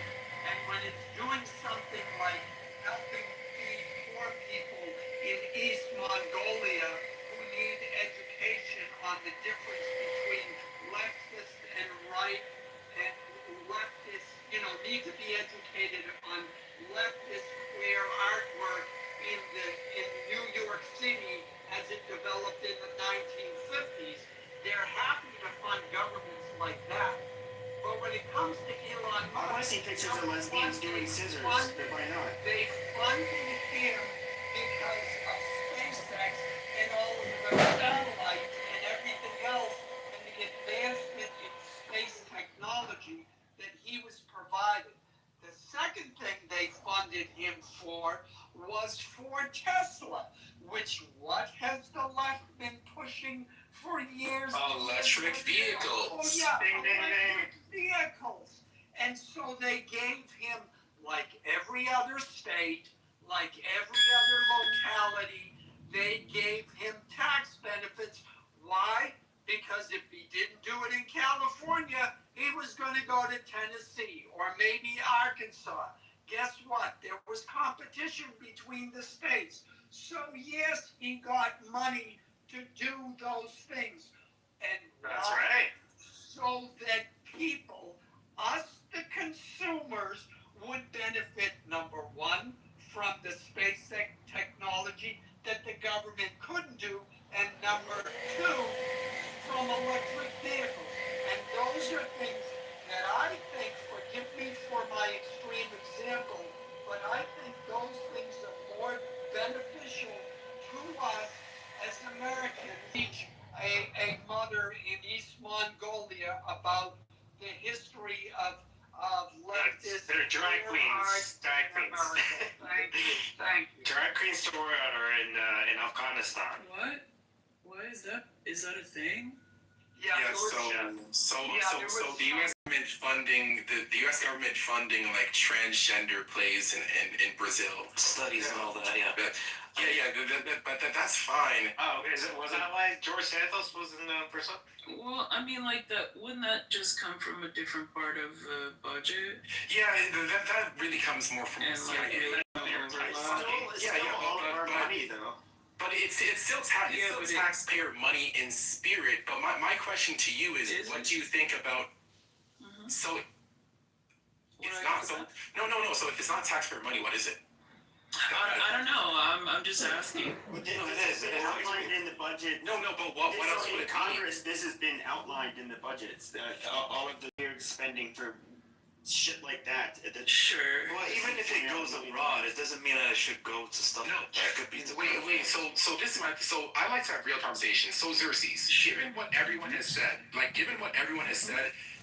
let's assume that let's assume for the sake of conversation that increasing the amount that we tax rich people isn't gonna solve our social problems when it comes to homelessness, when it comes to education. Let's assume Tried it already. That failed. Can you let him ask the question? Thanks. So my question is, if we are looking to tackle these problems without raising taxes, where would you start? Or do you even think it's possible? Reallocate funds from the police. Police? Number one. Yeah, this is not. Well, this is like a. Never mind. This is not like a defund kind of situation, but I do know that there's like an immense amount of like unnecessary tension. Excuse me, no, this is not. Oh, if you guys are gonna ask me a question, please at least let me answer. Okay. Why would you take money away So, from the police? I'm going to explain it. I'm going to explain it. Let her explain. Yeah. So Taking money I away know from that. working men and women. No, I'm taking money away from things. So like extra. No, oh my God! Do you guys do this all the time? Look at you, black woman. Do they not bleed? I'm sure they do. So helicopters, new fleets of Teslas and Chargers, things that are like not actually necessary, and like not. Oh my God! Can you shut up, David? Can you shut up? Can you shut up? Did somebody ask you this question? Thank you. And just taking, just taking like, shaving off a little bit each year and just reallocating those funds to somewhere else, to lots of other places. No, but okay, so schools primarily, I think.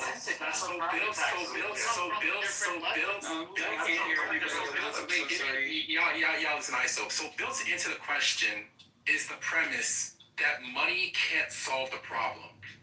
Yeah. So money can't solve the problem. No, I made the hypothetical. How are you gonna tell? The hypothetical is that adding money won't solve the problem. So taking away money from a police officer's new Tesla, or making sure that the sheriff office of Bay County doesn't get a new tank, like taking away their making sure that they don't have any access to nukes and taking away their money, like the police making sure that they're gutted. No, because they're a terrorist organization. We're talking about the police, the worst people in the world. So taking away money from those people is not going to do anything because my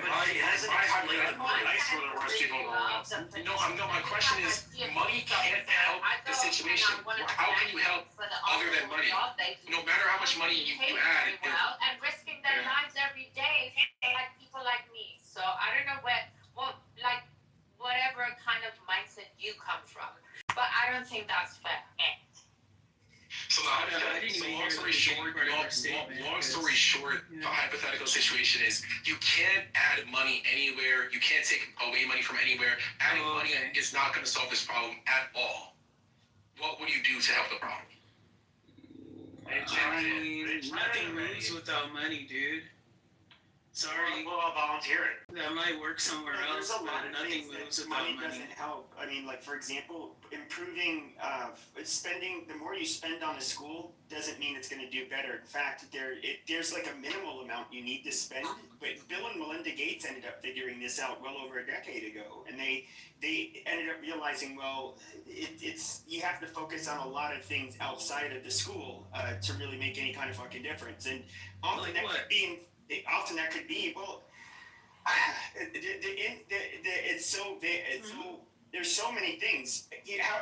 What control can you have? Like, for example, how were you raised? What kind of parents do you have? Are they even around? Do you have what kind of environment do you have? Money can't even change that.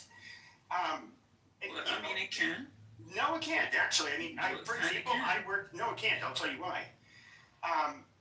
When I was working with the mentally ill population here in my county, you had the Salt River Pima Maricopa Indian community, which has very large casinos and spring training facilities. They bring in a lot of money. Everybody gets a per cap check every 3 months. Mm-hmm. They make a lot of money. Now, they had a lot of issues. This is intergenerational.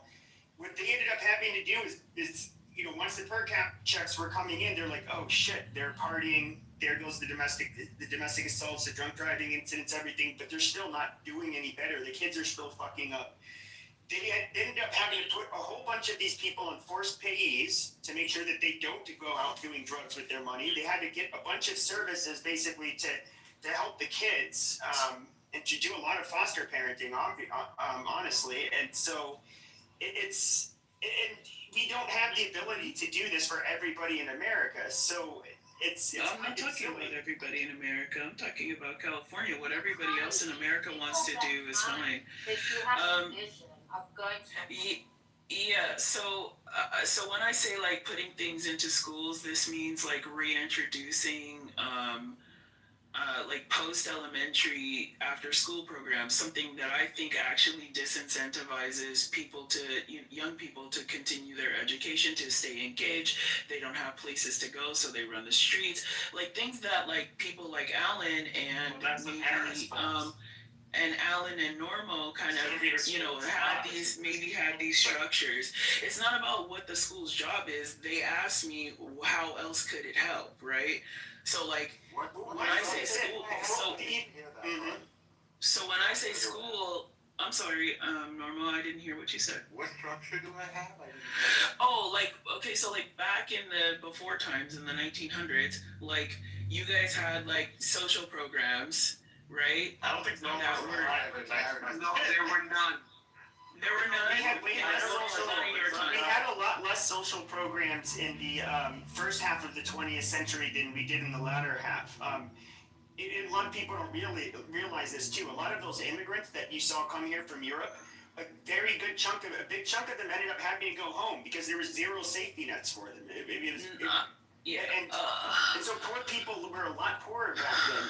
But even then, you can save money and all these. But why is one of the poorest communities in New York City? Why are their kids? They outperform every other group, and that's the Chinese. Literally, more than half of them live under the poverty line. They do better than every group. I don't know, dude. It's because the Chinese control the media. It's cultural. I mean, they have the whole part of there might be cultural pressures on the parent to achieve. Well, then maybe there's culture that needs to change in America too, because it seems like it's not me. It's got culture. Wait, did you just say the oppression? Did you just say the oppression to achieve? Me? Yeah.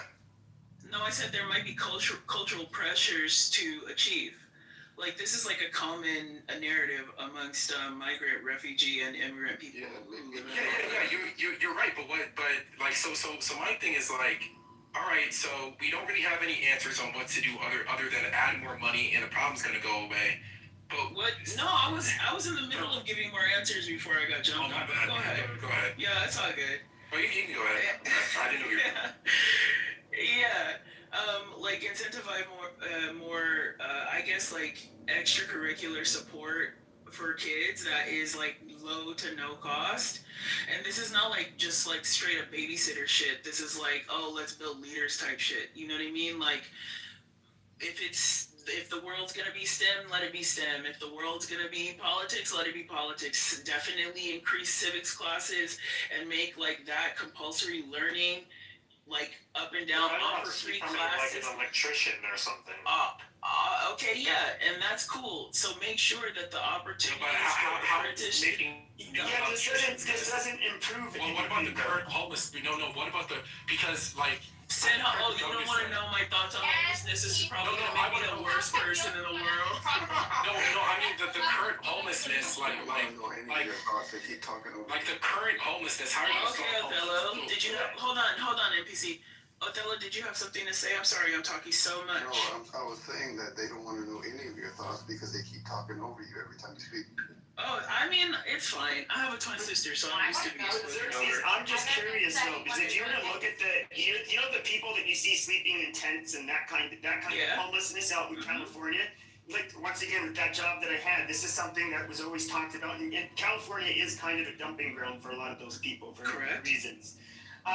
These are what we consider long-term homeless. The vast majority of homeless people never end up out on the street like that.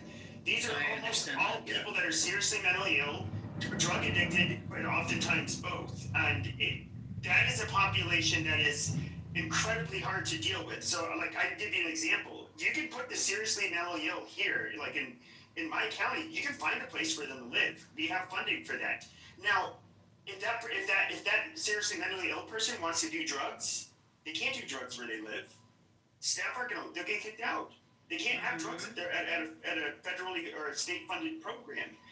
And so where do they go? On the fucking street? And it's, it's this very sad situation, but a lot of this is, it's not as simple as it looks, but when you look at California, they waste so much fucking money. It is, I mean, taxes is robbery in So I have California. a question, in this case, is it okay for the government to scoop them up and fuck them somewhere else and not let them fucking shit all over your streets, bring the fucking property values down, and it's like almost like they're doing some political parties bidding, and that's why they're allowed to be doing these things, because to be honest, they probably could, if they wanted to, if they really wanted to, they could be rehabilitated, but sometimes these people don't want to be There's usually another relapse. But if they don't, it usually takes multiple attempts if they ever get clean. In reality, why do they have to do it in fucking prime location and shit on everybody else's parades? Michael Jordan. Okay, so Pepe, I'm just gonna address quickly what you said, and then we can move on. Homelessness for me is like a different type of issue. As a person who was homeless during the pandemic, I learned a lot about homelessness. I learned how invisible you feel and how people treat you, and I wasn't mentally ill or drug addicted. I definitely lost both my parents during this time and 5 of my family members. And so, if I were built of tougher stuff, I think I would have easily sunken into the place that's claimed, more than 260,000 people in California. So to me, the way to address this is to do it before, right? So for the people who are about to lose their home, they're likely mostly families or struggling whatever entertainer thing. Create pathways so that is not as much of a future for them as it definitely is here. I can't just think of of what those things might be right now, but I'm sure that it's better than asking for money and then being like, poof, it's gone. I understand what everybody's been saying about missing money and promise projects and stuff. So this is one of those ways. Homeless prevention is a way to prevent not just family, but people entering into a space where now you are drug addicted, now you are mentally ill, now you're slipping. And for a lot of people who are homeless, you don't want to leave homelessness because it offers you a pathway to freedom, as opposed to being locked up in a system where you have to follow people's rules, and that's not something that you've been used to for the, X number of years you've been homeless, right? I can kind of get what you're saying, but I just want to make one little point, and that's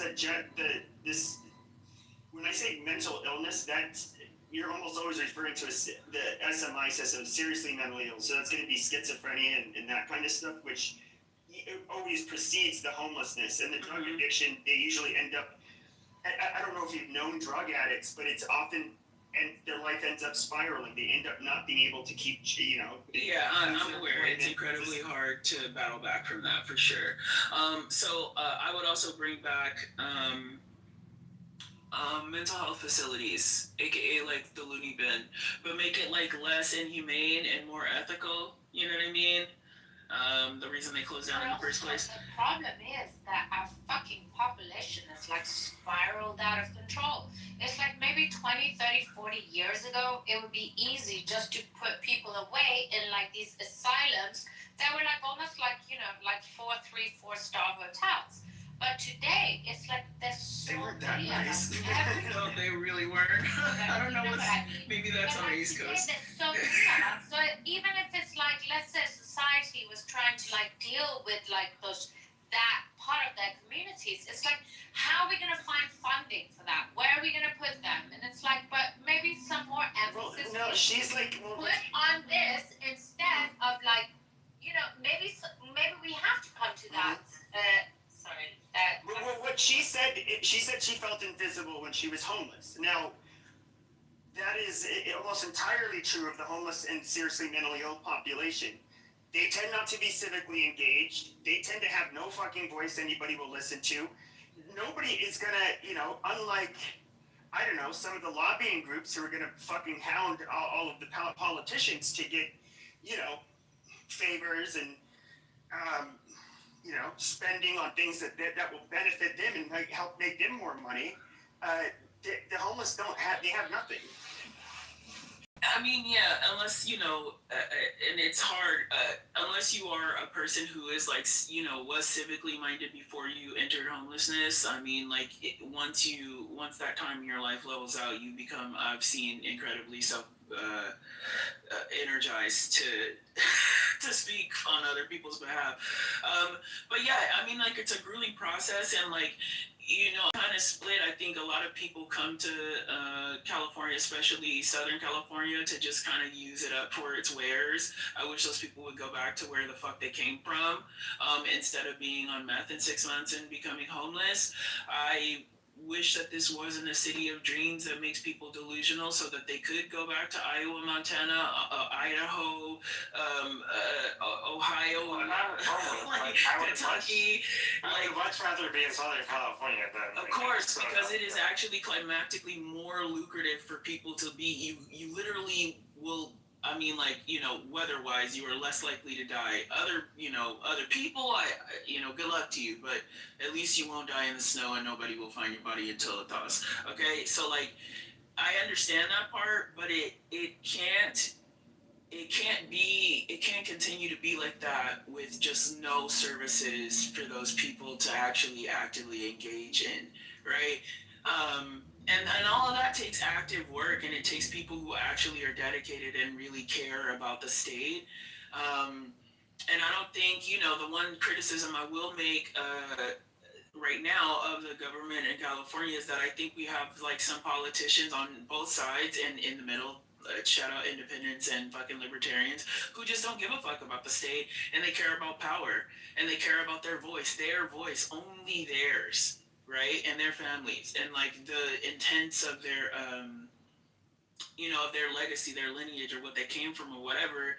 And really, the state's too big for it not to be a collective effort, and for people not to, kind of, maybe not work together, but just, be down to be progressive and move forward, trying whatever. So, there are a lot of solutions that could help a lot of things.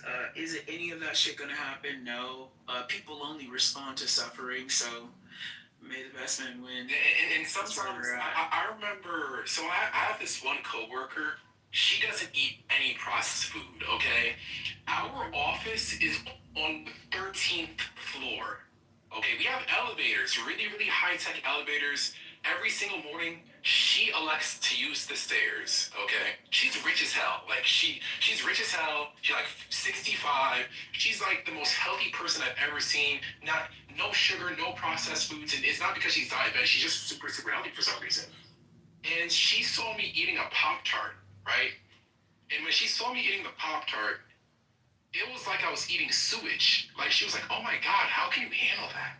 That's too much. That's too sweet. To me, it was heaven. When you look at some homeless people in California, they're in heaven.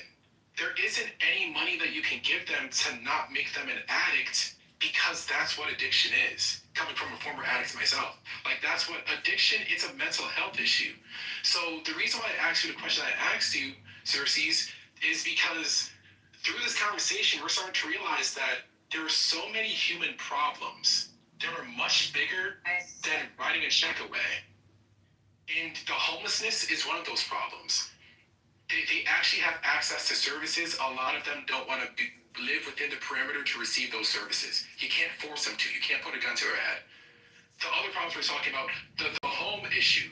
The reason why the homes are expensive in California is because the people who are upper middle class who own the homes are really, the middle class is keeping the lower class out of owning homes. It's not even the rich. It's not even BlackRock. It's middle class people wanting to have their homes appreciate, so they're just against multifamily properties in their neighborhoods, which increases artificially the price of homes. That's why the single family home issue in some parts of California is an issue. And that's because of democracy. Like, people voted for that. So you can't take that away because it's not rich people who are doing it. It's middle-class Americans who are fucking doing this. So there's so many problems that are just bigger than you just throwing money at it and then it goes away. These are humans with different interests and free will. But again, it's the minimizing of just putting money at it. Like, this isn't just when I say reallocate funds or when I say tax whoever, right? It's not just like suck up the money and then like. So it's not about money, though. When you say reallocate, I'm saying, and when you're saying please tax, listen to what I'm saying. I'd like to know after this discussion's over. Hi, Monica. You can go anytime.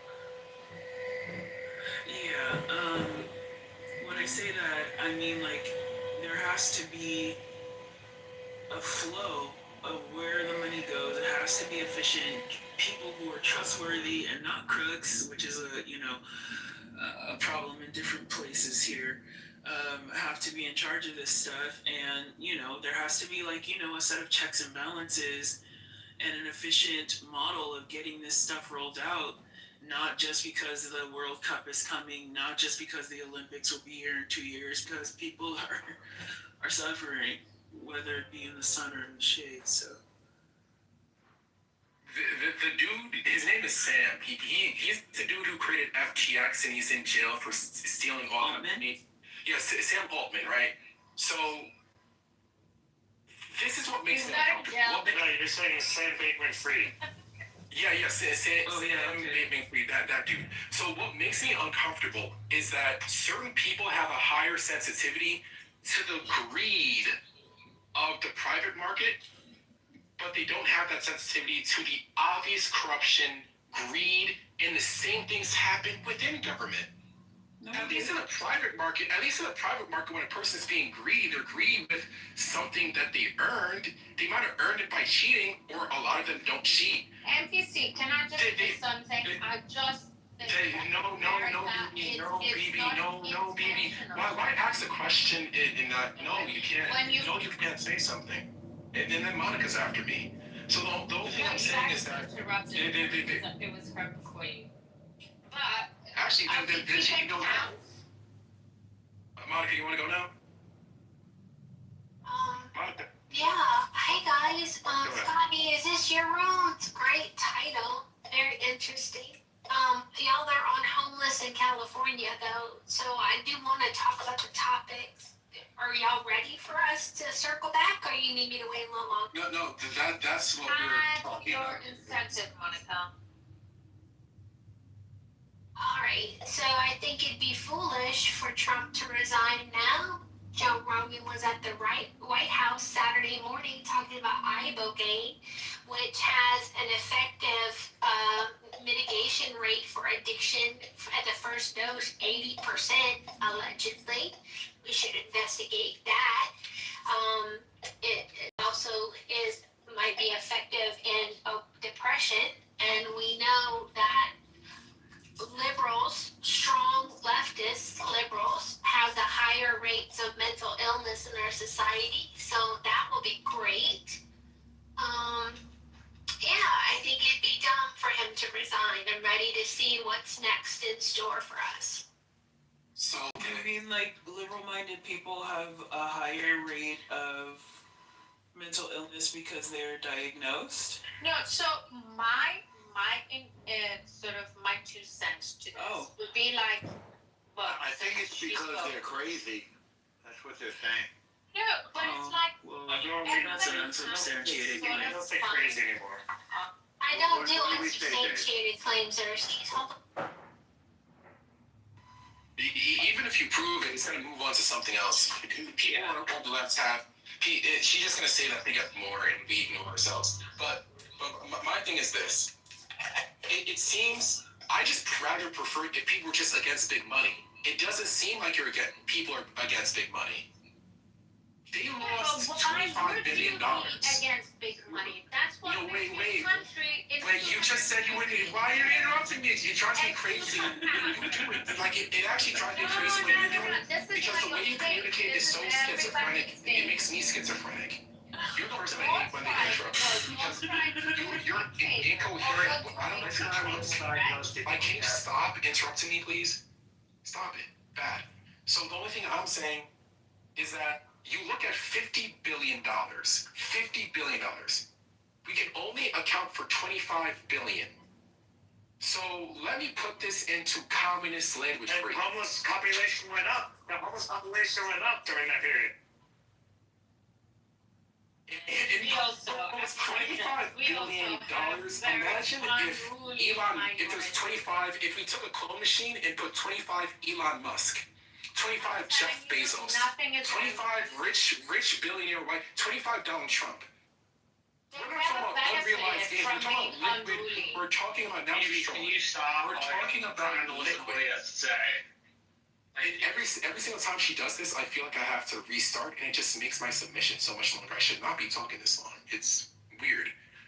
The only thing I'm saying is that it seems like, given a person's political disposition, they're against corruption in the private market, but they're not against the biggest. If this ever, how do you lose $25 billion in the private market? If you lose $25 billion, that's going to be on the front page of Forbes, and every single NBA is going to learn about it for the next 100 years. How do you lose $25 billion? We're talking about liquid money. We're not talking about, oh, you're a billionaire because you have stocks that haven't been sold yet. We're talking about $25 billion liquid. Is that billion with a B? And these are the same people who are like, just give them more money. They'll be fine. Just get a person who won't fuck it up. They already fucked over $25 billion on homelessness. They didn't even go to them.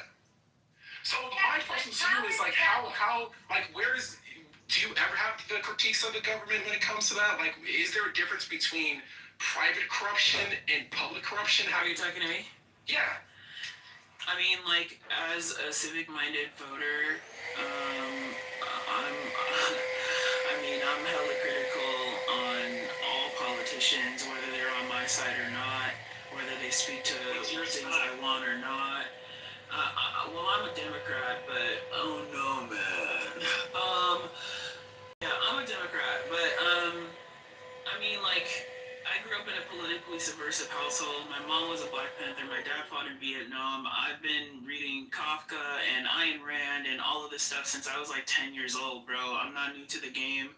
I don't trust any of them. Why do you act like the government can save you? You're for revolutionaries. You don't trust the government a bit. Because what I've learned in my history of activism is that there are many places for many people to fight, right? There are public places for people to fight, and there are inside places for people to fight.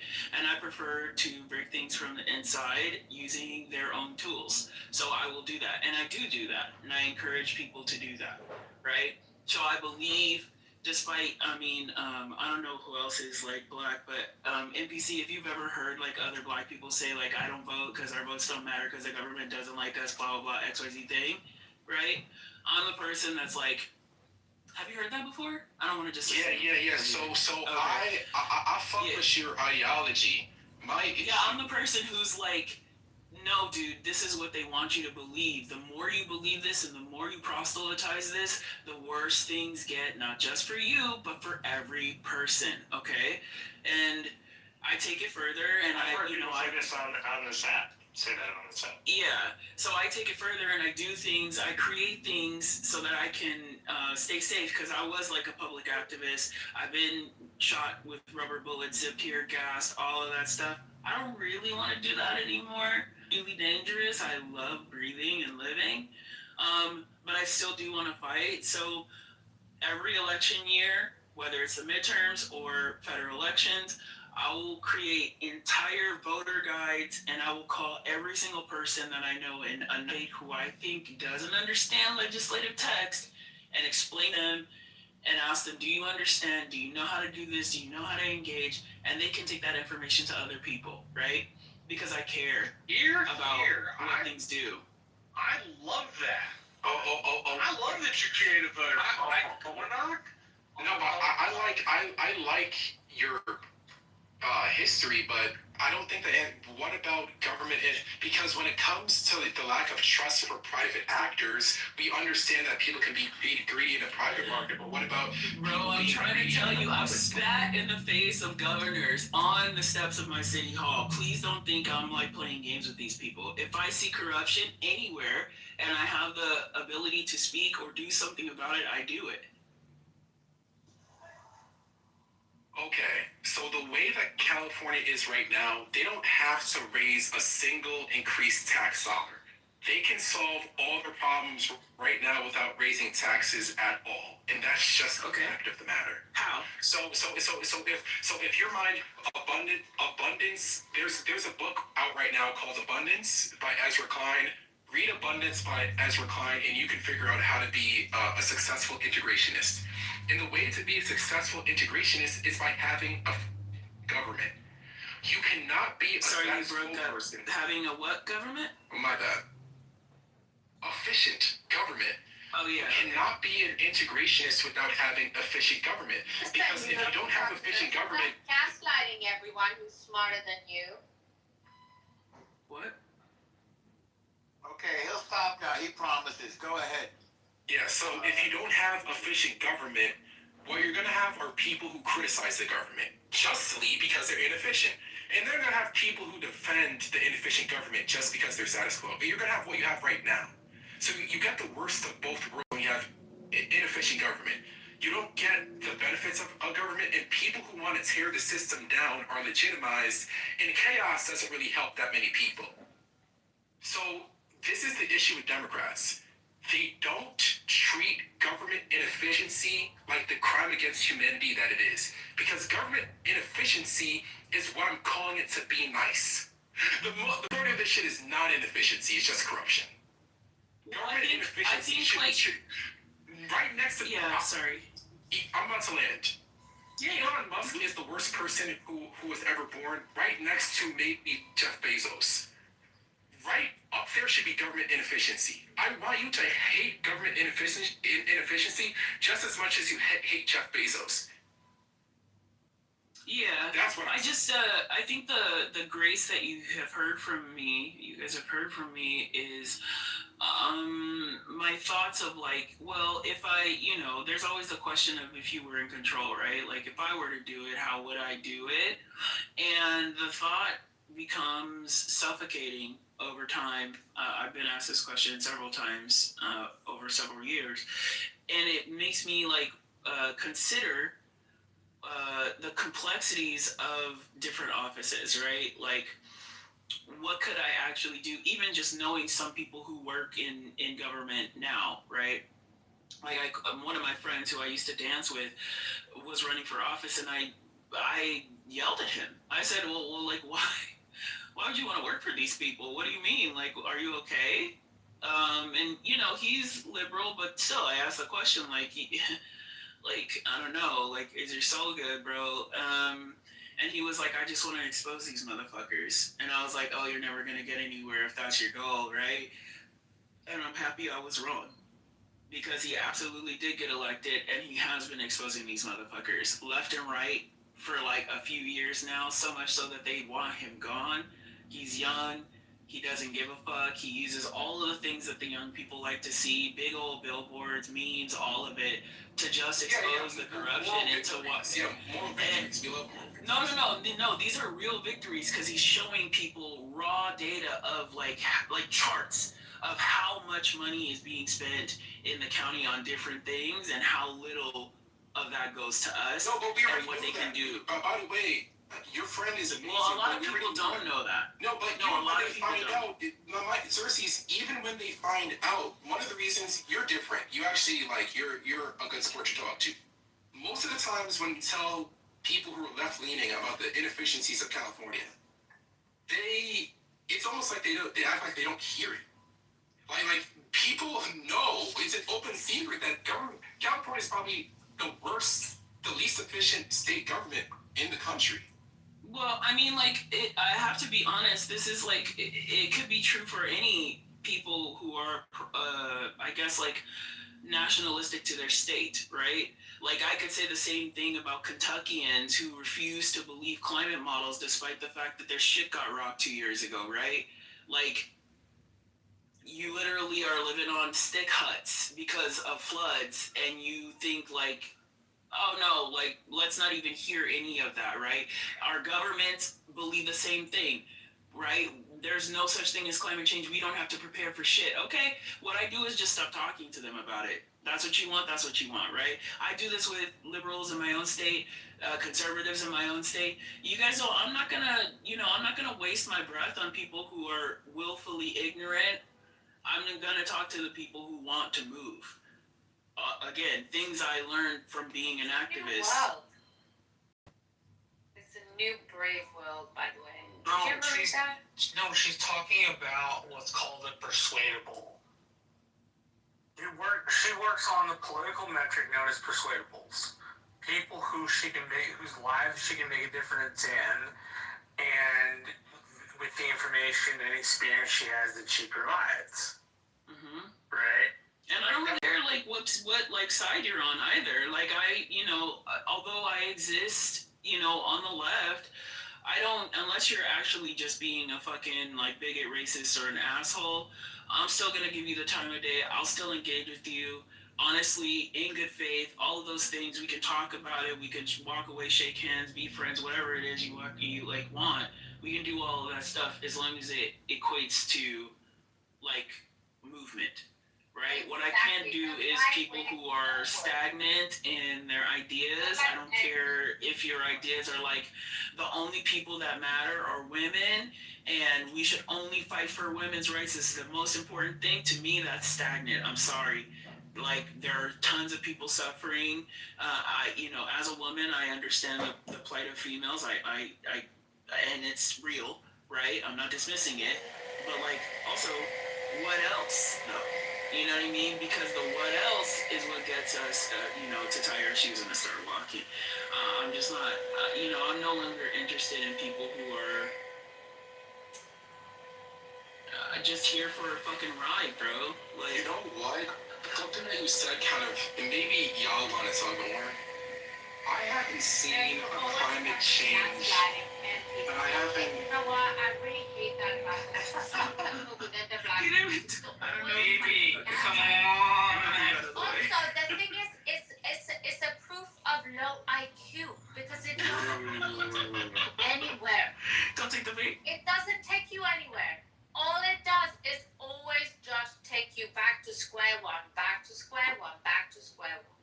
Because it doesn't work that way, unfortunately. I don't know if it comes from So like 200 and go back to go. If it comes, but even if you're proud of something, it's like but then you're like, oh, okay, something is being done wrong in the wrong way, but because I'm proud, I want it to be done in the right way, but I don't know.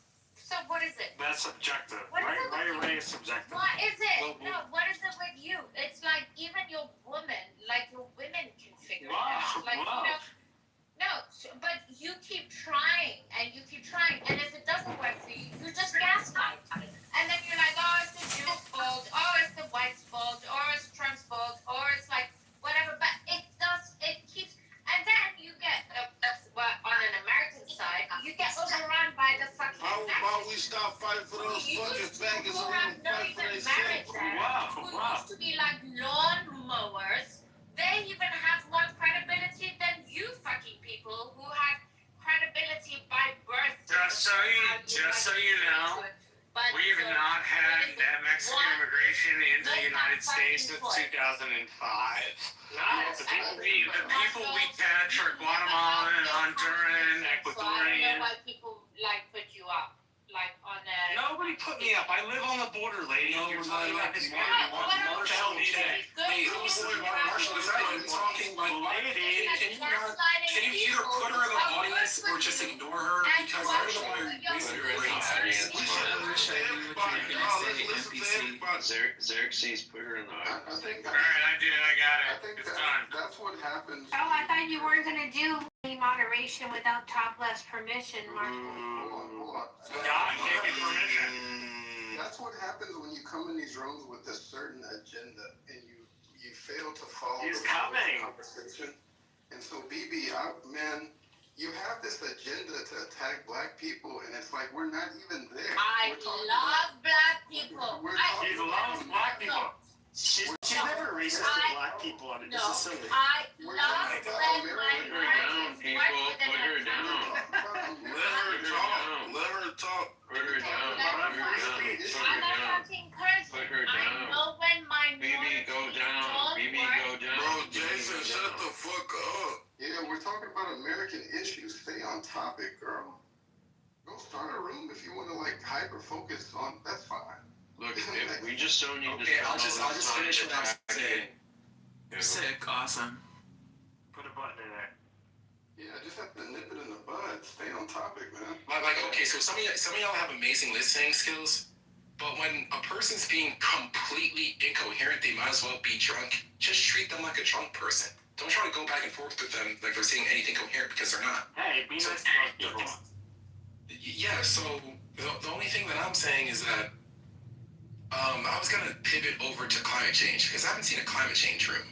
And Xerxes, you were talking about climate change, and I haven't seen a climate change room in a minute. I thought it was global warming. Yeah, I just Oh, don't it talk was about it. global warming, and then they had to update the lie.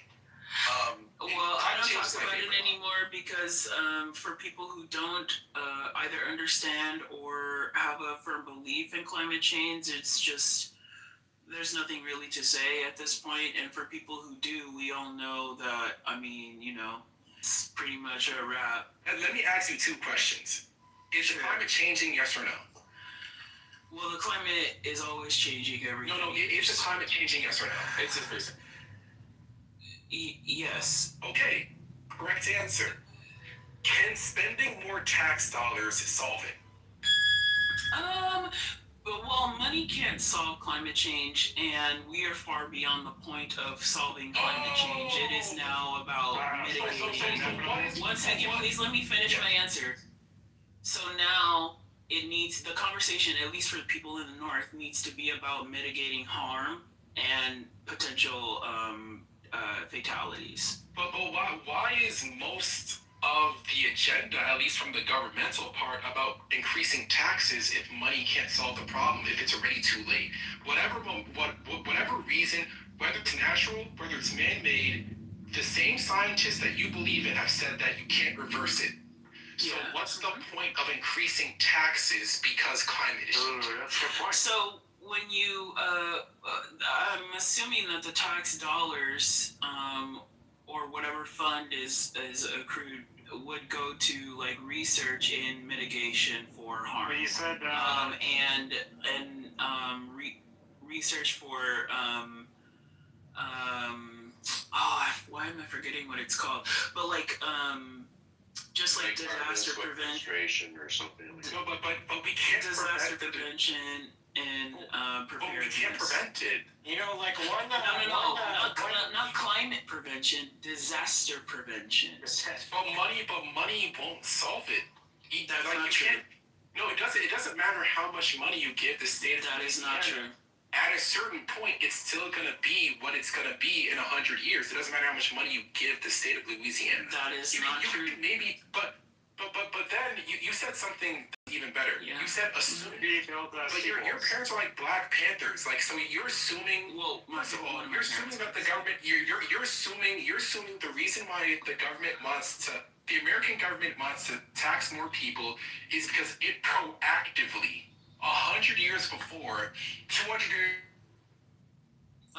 All this research is our government's known to be proactive. Like you believe that the American government is proactively trying to help its citizens to.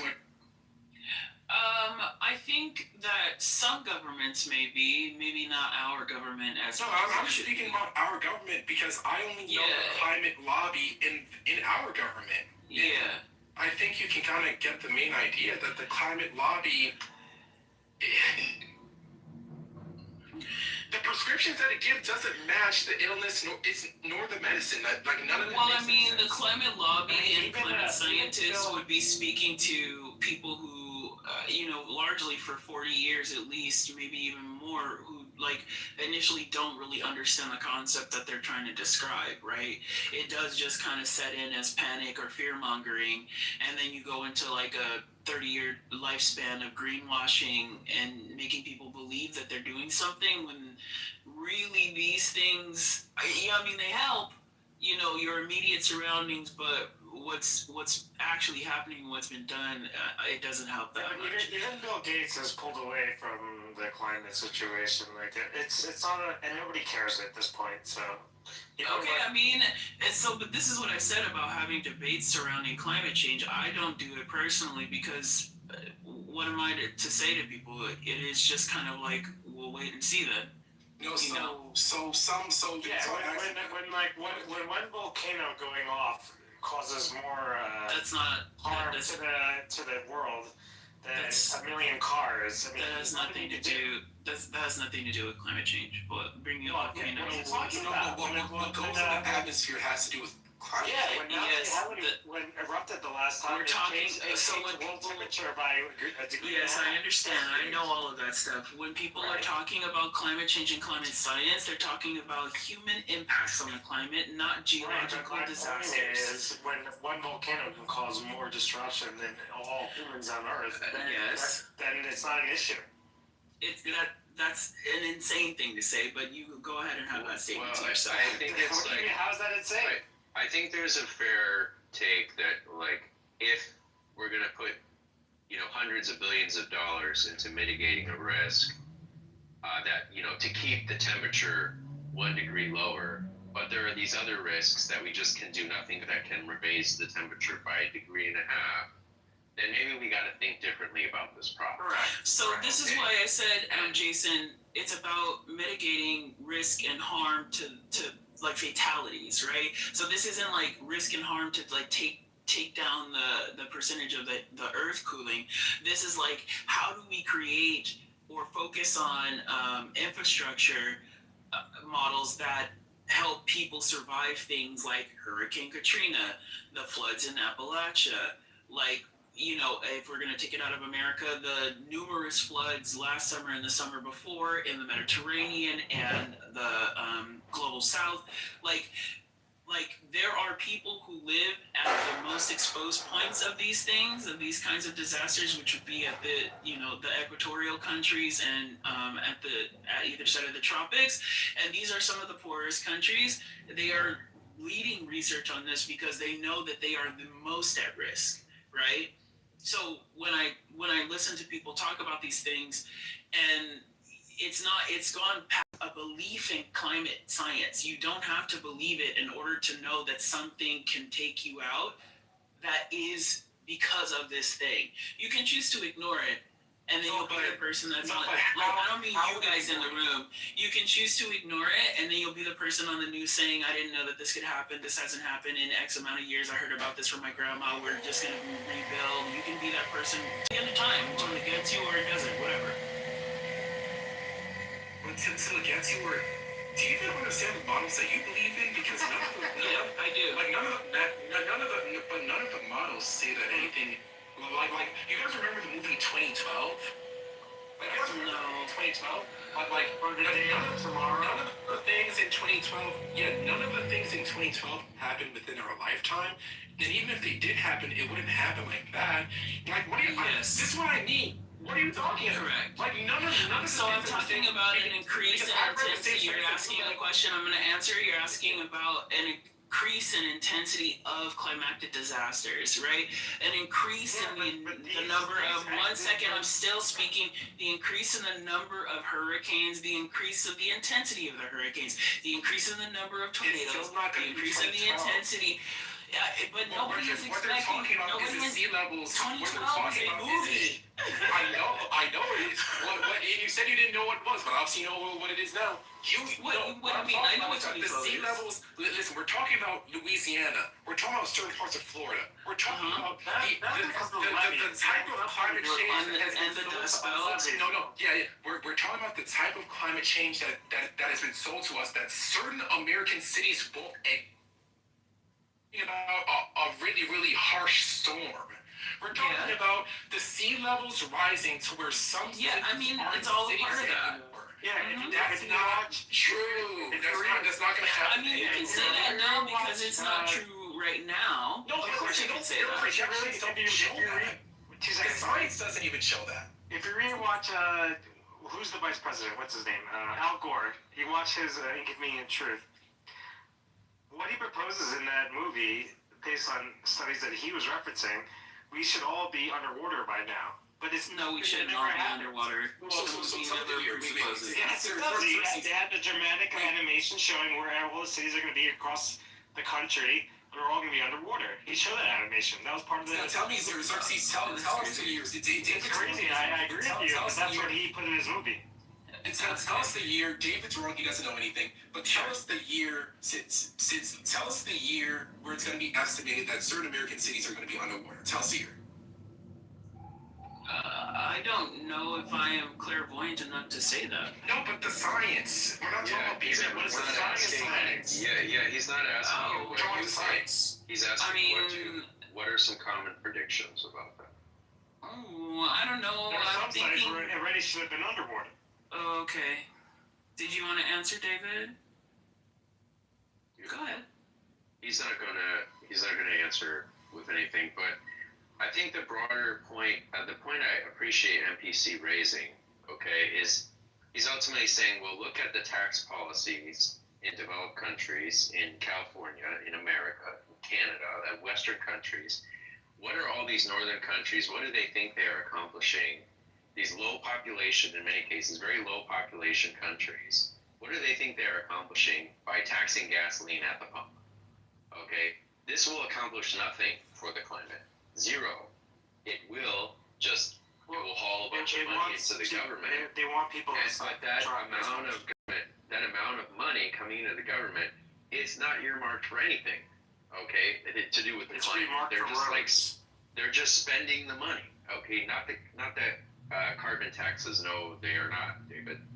No, the gas tax. No, there are specific gas taxes in some of these countries for the environment. Oh, well, that's stupid. Okay, yeah, well, you just don't know what you're talking about, so shut up. So, these kind of taxes, they cannot accomplish anything.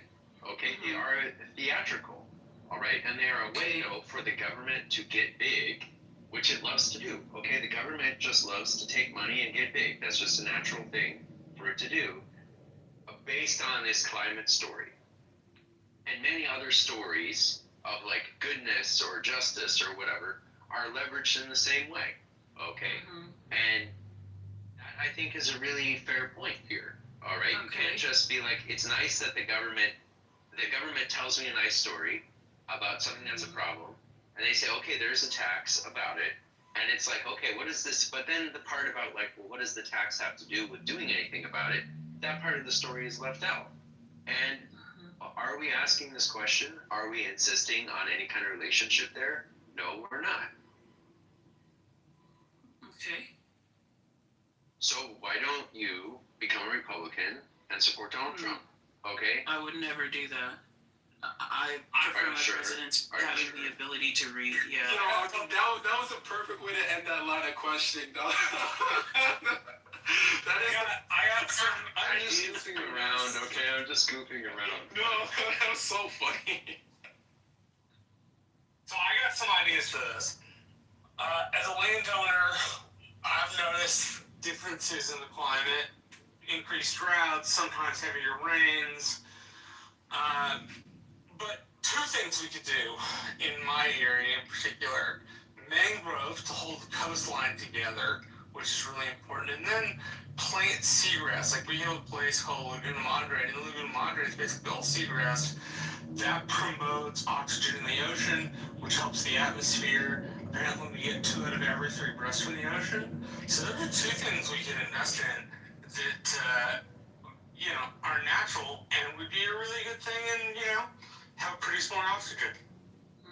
But this doesn't matter, Marshall. If the carbon tax went immediately to funding an institution that made pollution less, because plastic, in my opinion, plastic pollution is the single worst thing that we're doing to the planet.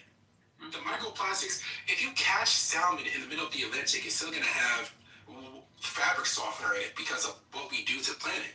So, like, in my opinion, I feel like climate change is dangerous. And the reason why it's dangerous is because it flattens what it means to care about the earth. Instead of caring about things that are really actually going to move the needle, not a fucking solar panel that's gonna end up in a landfill that we have to destroy the plant to even mine the materials for, not a fucking windmill that's gonna kill all the birds and kill all the whales, not none of those, but actual things that change the planet. We're not focusing on nuclear energy. We're not focusing on thorium reactors. We're not focusing on getting plastic out of our lives and off our planet. But instead, we're focusing on a big tidal wave that's not going to come when or how they say it's going to come. I mean, you can't, just like I can't predict if it's going to come, you can not predict if it's not, right? So I think we should maybe stay out of the realm of the models, the scientific models that you love show it's not. You know, you have this really interesting way of framing things that are intentionally antagonistic, and while I'm not provoked by them, I do find them a nuisance. I think the projected model is for 2050, and that's the one that I have learned for, I don't know, 3 years. Okay, great. So in 2050, Miami's not going to exist. Maybe. I mean, it's possible, right? Yeah, so that was your answer. You said you didn't know before, now you found the study. So before, basically I'm 27 now. So before 2050, yeah, I'll still be alive then, hopefully. So most of the people in the room are going to be alive when Miami is absorbed by the climate monster. I mean, it's possible. It's also, you know, there are a myriad of things that can happen in between then and now. Yeah, there are, but government policy can't be based on like, well, we don't know if it's going to happen, we don't know if it's not going to happen, so let's take everybody's money for the tidal wave. That may happen or may not, you know. We don't have a good reason to take people's money. Yeah, so... And we got to push back on the government when they don't have a good reason. Yeah, so I kind of agree with you in the sense of like, it should be direct and clear about what, you know, funds are going to be used for what, and those plans immediately go into action. They absolutely incentivize those communities, maybe even, you know, by way of making jobs for those communities, because somebody has to put the shit together. You know, all good things. I just don't know. I do know. Often when people say things like this, they say this in effort, and I'm not accusing you of this, Jason, but they say this in effort to cripple the argument that things should be done at all. I don't. That's true, but I'm not saying that. I didn't say that you. I don't want you to believe that I believe that you're doing that. I do not. But you know, I have seen the ways that, you know, different communities in different countries have for, you know, this whole 30 years, because they've been enduring things that are not inside of the normal things they understand climatically, done things to change, you know, even poor countries. There's a reason why I talked about, you know, houses on sticks, you know, stick huts. It's because, like, you know, in places where people can't, like, build strong foundations because they likely don't have, like, a ton of materials, time, money, whatever, they just build their houses on sticks so that the floodwaters can pass and they're less likely to endure, you know, hardship or death, right? It looks like this, right? So, you know, when people are talking post-Katrina about levees and stuff like this, it looks like that, right? It's not like this grandiose, you know, nebulous, imaginary thing where the money just goes up into the sky and maybe comes down as less rain. You're saying it's coming in. Okay, so if it's coming in 2050, you just made an assumption. You're giving the government not an assumption. No, you said you don't know what they're doing with the money. You said that, and you gave them the benefit of the doubt, and you gave them the benefit of the doubt that, hey, maybe they're using this money for preventative measures, but you're giving them the benefit of the doubt. Why would you give a government the benefit of the doubt that just wasted 25 million billion on the homeless crisis, which is an actual crisis that's hitting now. On the real, because the I live in a... that's hitting now. Okay, NPC, relax, bro. You don't have to yell at me. I'm listening. No, I'm saying, but the reason why I'm elevated is because the real crisis. It's frustrating. It's not frustrating yet. I'm having fun. The real crisis that's happening now, $25 billion gone. Yeah, it is. Yeah, $25 billion gone. And you're saying that I'm going to give the government the benefit of the doubt that they're taking up this money 30 years in advance, but they're doing the right thing. They have our best interest in mind. They just need Well, more I mean, money. it's a little bit different here where I live. So, like, climate scientists and climatology and earth science studies and all those things are like as native to California as a poppy. You know, there's a reason other than just, you know, elitism, tech bros, fintech homies, regulations, and you know, the myriad of other things that people hate California for. Like, it's also because we institute, like, well, for a while, instituted like EPA laws, right? Things that, like, you know, go to save the planet, right?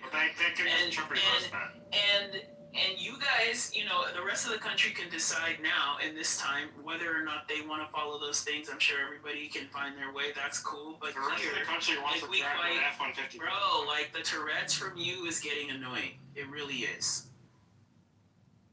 Did you want to just have the floor to speak, David? I can yield for you. No, I reserve the balance of my time. Okay. Where we focus on things, or at least the government does, right? So, cliff faces falling off, you know, mitigating harm. There are regulations that say you can't build on those places, regardless of the view and how beautiful it is. We now know it's just harm. Instituting geological surveys for people who are buying homes, regardless of where you're buying those homes, super important to the landscape, super important to the safety of the people buying those homes. Instituting laws like these, right? They already have those laws in places in multiple parts of the country. Yeah, how do you mitigate an earthquake? Oh my god. But they already have those laws in place for most of the country already. Okay. How do you mitigate an earthquake? How do you mitigate harm from an earthquake? Disaster preparedness. It's something that we just learned. We, like, native. An earthquake is going to happen if it wants to happen. Yes, and there are ways that you can save yourself, and there are things that you should not do, right? Like what? Somebody... Stand next to a window, I guess. There are building codes, David, that help mitigate actually quite a bit. But a lot of the mitigation she's talking about has already been implemented in society already. Yes. It's not like we have zero mitigation and then she's like, that's not what I'm saying, though. So we have to go hard. It's not going to have as big of an impact. Yeah, so we have to go hard against the government taking money for these illusory, non-definite gains. Because, NPC is right. NPC is right. You have there's this law of diminishing returns. I mean, you can't make building codes that much. Okay? Yeah. We have basically identified the places that easily collapse and that you can't live on. And we're pretty much done with that process. I mean, honestly, the only thing we can do after this is say, look, New York is a low-lying island. Get off of it.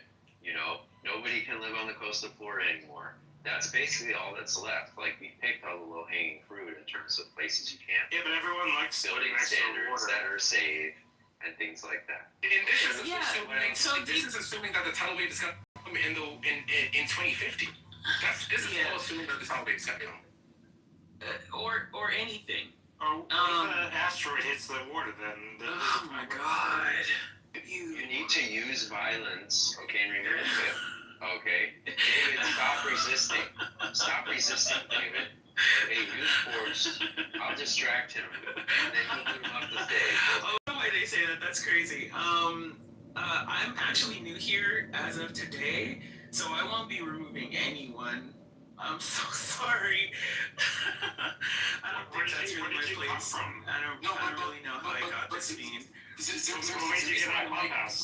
reason why I find this fun, someone was like, oh, you fun. Yeah. I find it really, really fun, the arguments that people make even though they know the truth. Because Xerxes, the we started this conversation by both of us agreeing. 2 questions. You got both of those questions correct.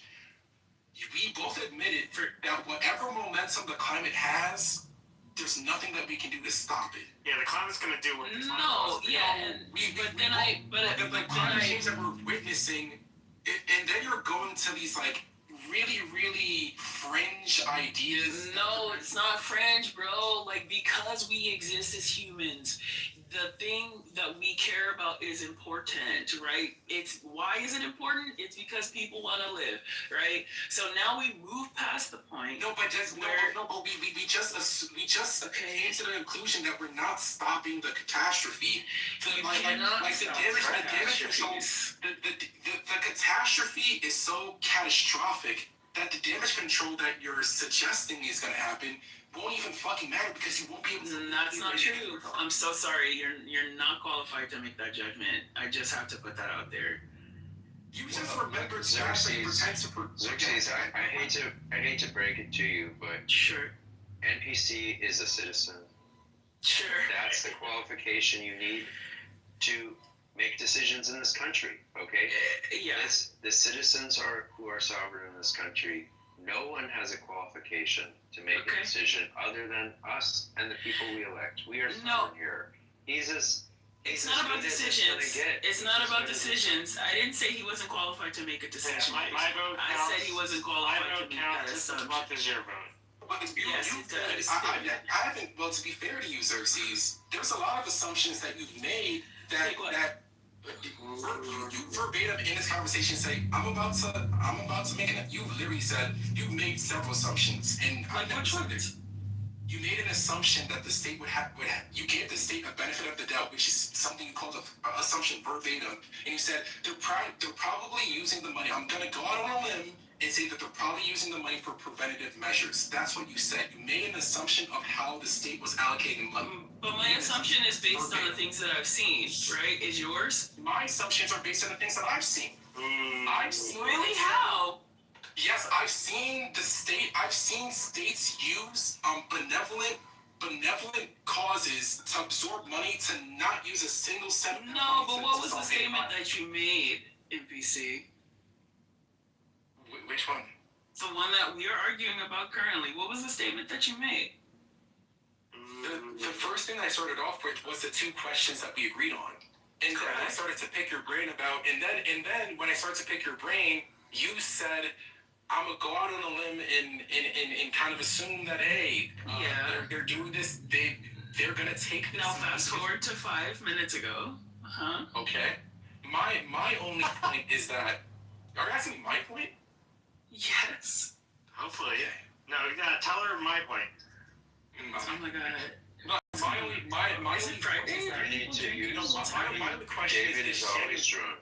My only question is this: like genuinely speaking, you're not a stupid person. We both know that this problem, we can't stop it anymore, no matter what we do. Knowing how inefficient the government is with money, seeing how many times the government has manufactured a crisis, absorbed the money, absorbed the power. Yeah, they do that. Black Panther, they do that. Like, your parents know about that. So I don't know what you mean by that. My parents are. You've never heard about manufactured crises from the government? I don't know what you mean by that. You never heard the term like a manufactured crisis? I've heard that, but I don't know what you're referring to. So, like, if you look at the word manufacture... No, I mean, like, a specific instance. I know what it means. A specific instance. The whole climate change thing is a manufactured crisis. So... Okay, use something that isn't climate change. No, but climate change actually is... Okay, use something that isn't climate change. Alright, I can use 9/11. Oh, okay. I can use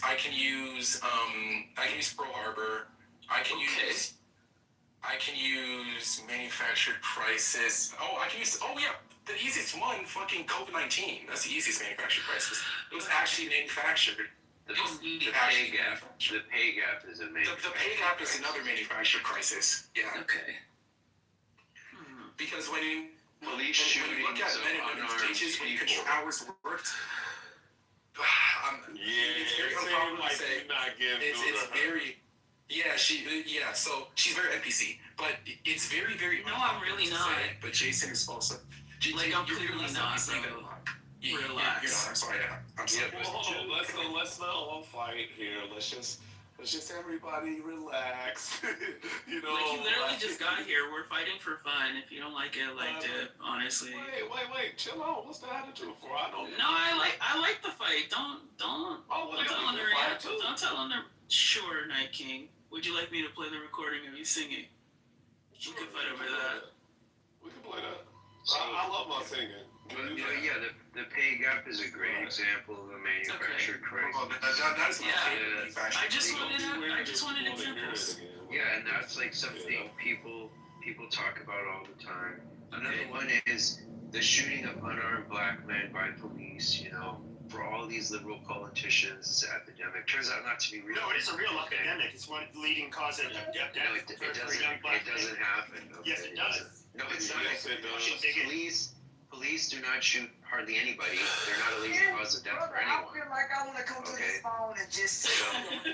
Well, that bro, That's an he's a example of a pseudo. manufactured Jason crisis. just wants to see more dead black It's people. true. This is Wait, true. that wasn't you, This- Necro? That was it's manufactured. Okay. Jesus Christ. Okay, so NPC. Just for the record, about Go ahead. about Scott. 1 in 1,000 black men and boys can expect to die at the hand.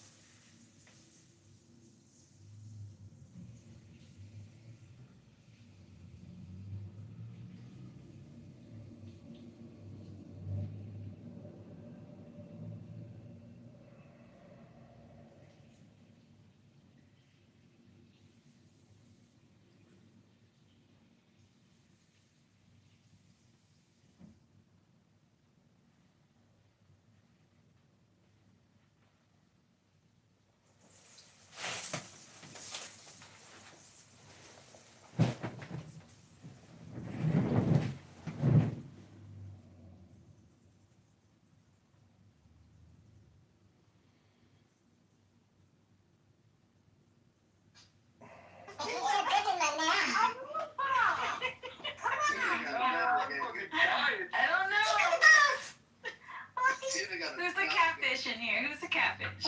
No, it's not a catfish. I know. Who's Tina? I'm putting out the hook. See who's going to jump on that hook, baby. And I'm going to reel it in.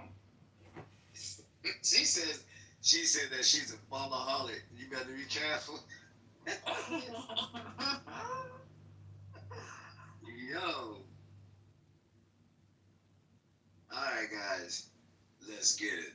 I got like 5 minutes before I turn it on. You got all the 5 families and everything. Let's get it. Freaky, boy. Yeah, Tony is shit. We got everybody on the roster. Have y'all been to Vegas? I'm a vegetarian. I like tuna. Like, St. Piers Basilica's core. They were showing music pretty strong man, by the way. Nice workout, but It's la.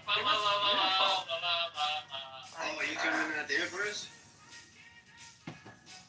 That nigga got quiet. That motherfucker got quiet.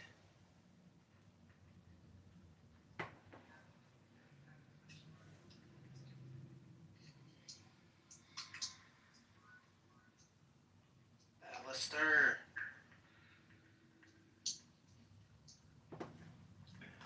How can you think love will end?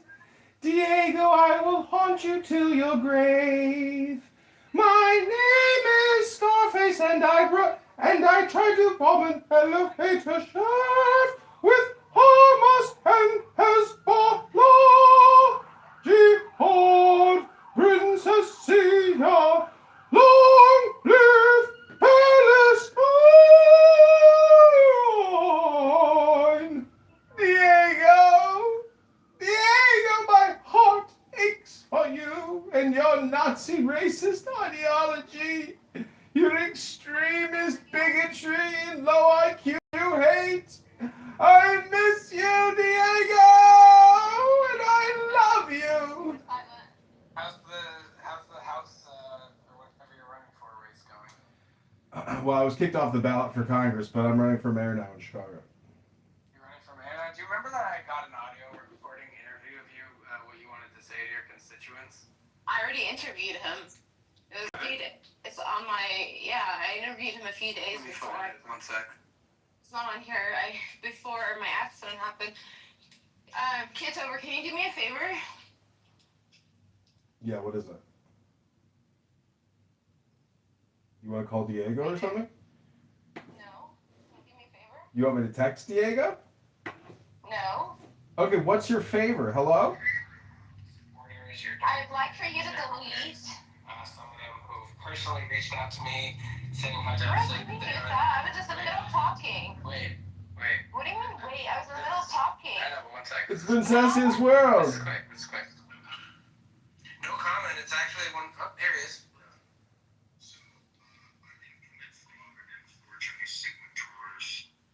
Rick.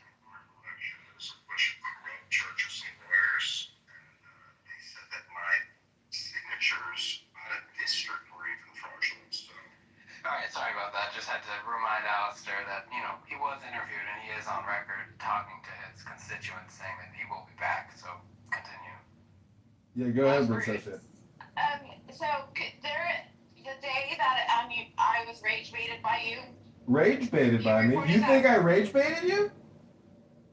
That's how I feel. Okay. But anyways, that day, that recording is on Clubhouse. I'm sure it's somewhere on YouTube. Can you delete it from Clubhouse?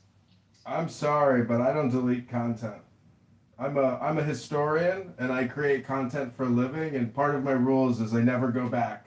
I only go forward. So my condition for you to be in rooms. Oh, that's fine. Just kick me. I'll come back in anonymous. Technology has beaten you. I'll be back. Okay. I'll be back. Okay. Anyways.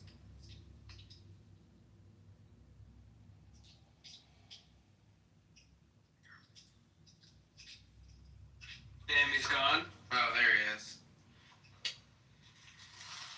Yeah, sometimes you just gotta quickly kick him out.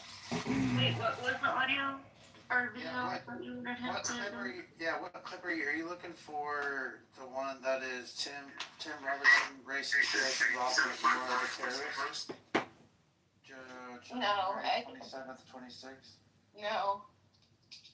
But yeah, I just want him to delete that. I think if he does that, then I think that's a good, like, gesture of goodwill, and we can let bygones be bygones and be cool on this app. But for the time being, I guess you can stream us on YouTube if you'd like.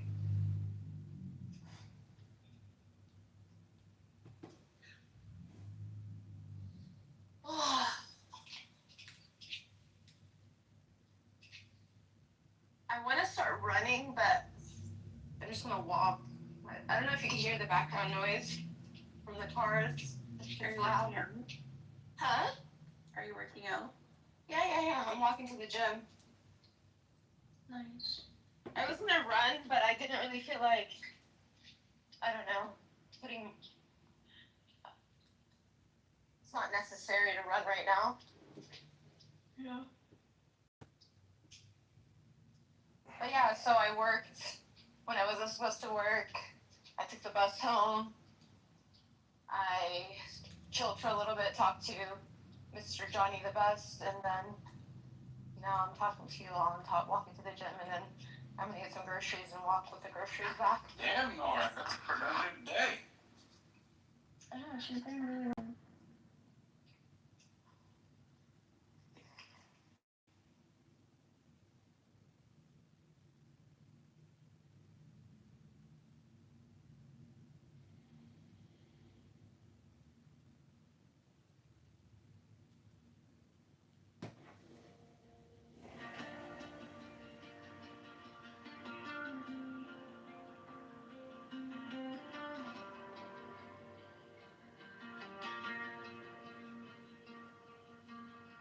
Soft and hair, coming in your chest.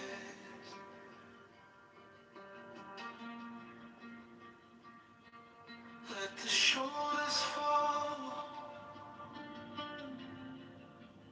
nothing to impress.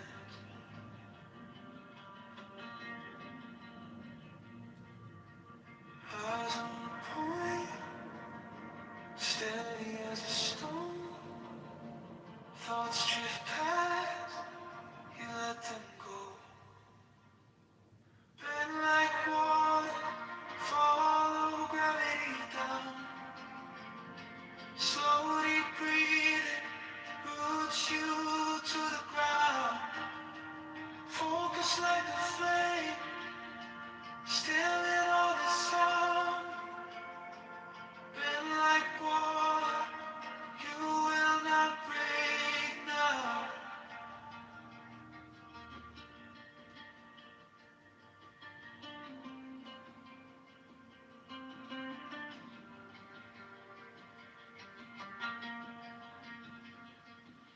Notice every edge, where the tension hides. Send your breath in, feel it loosen, slide.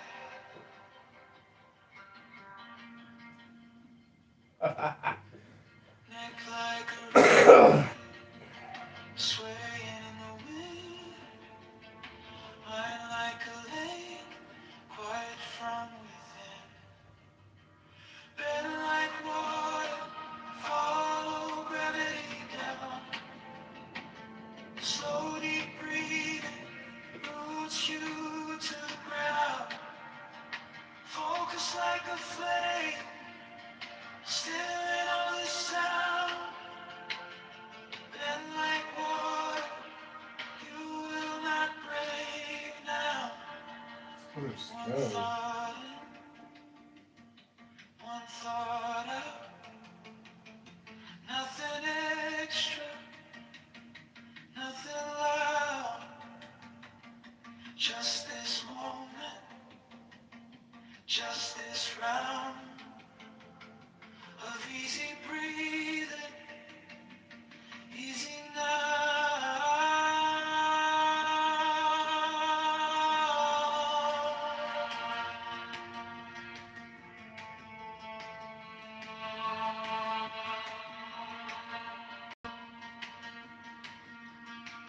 Where is your cattle?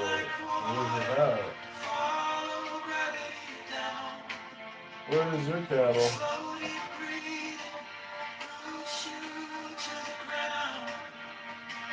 Where's your hat?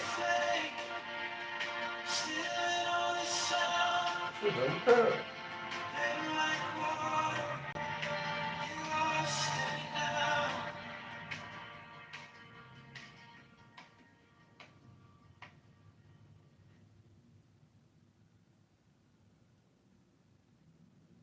Where's your cattle? Where's your hat? Aren't you Pritzker's Democrat-controlled opposition?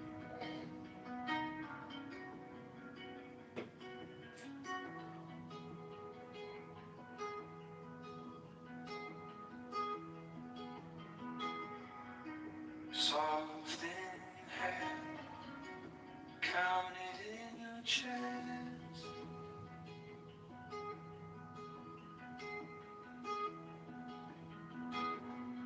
Let the shoulders fall, nothing to impress.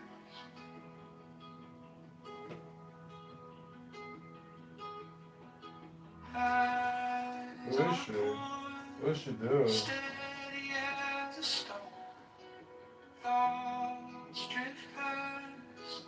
You let them go, bend like water, follow gravity down.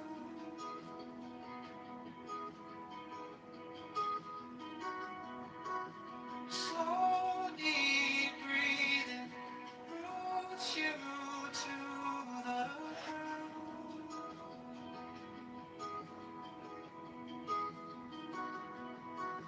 Focus like a flame, still in all this sound.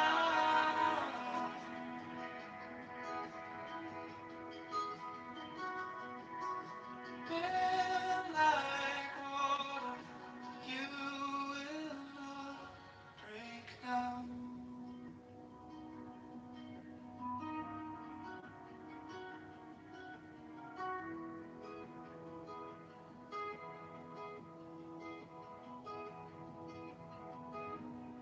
Notice It's a job. where the tension hides.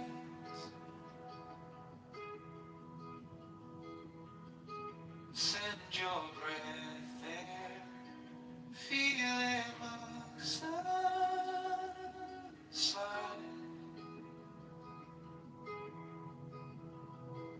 Just fraud, scams, lies, and ignorance. Just fraud, scams, lies, and ignorance. Quiet from within, unwind like water, follow gravity down.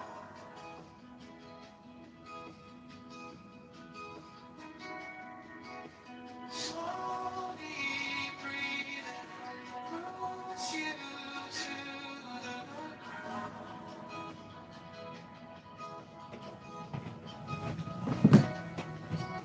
Focus like a flame, still in all this sound.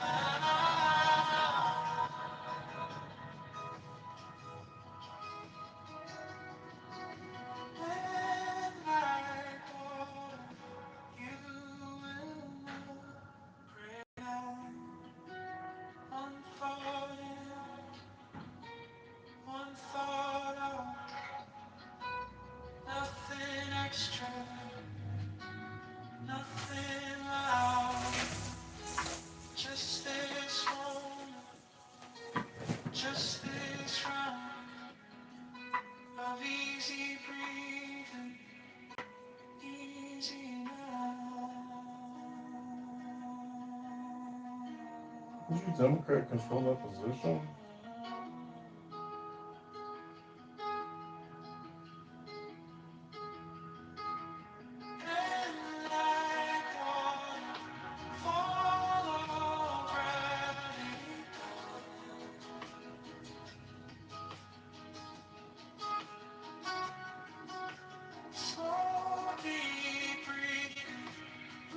Asking you to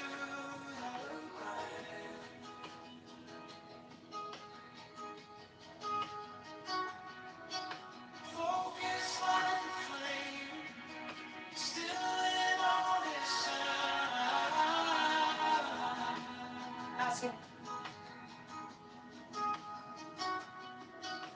Then like water, you are steady now.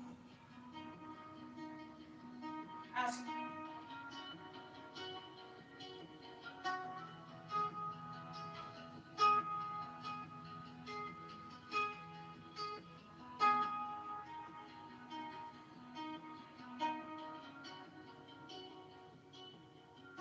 Asking.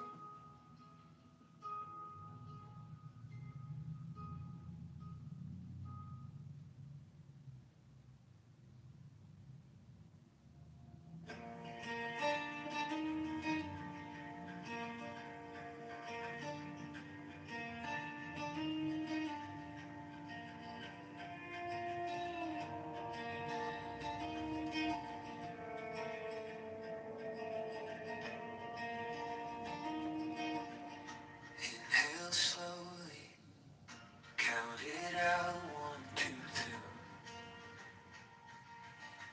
Feel your ribs making room for you to be. Knees sink heavy into ground that doesn't move. Mind keeps talking, you just watch it pass on through. Then like water, flow around, you can't hold, follow your breathing. Let it gather, let it.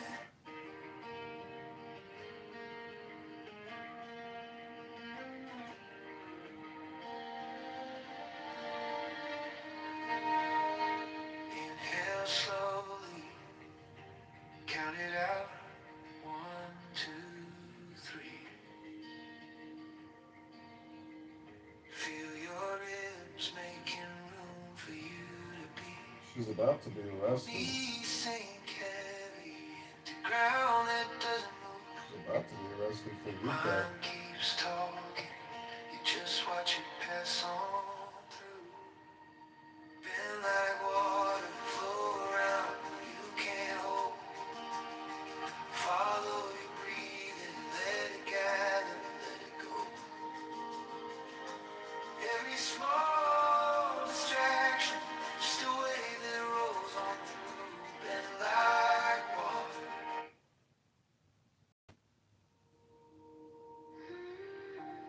Another loss for a RICO criminal org like CTU. Quiet room, heartbeat drum in my chest. All this noise fading down to breath. I feel the floor holding every step I've taken. I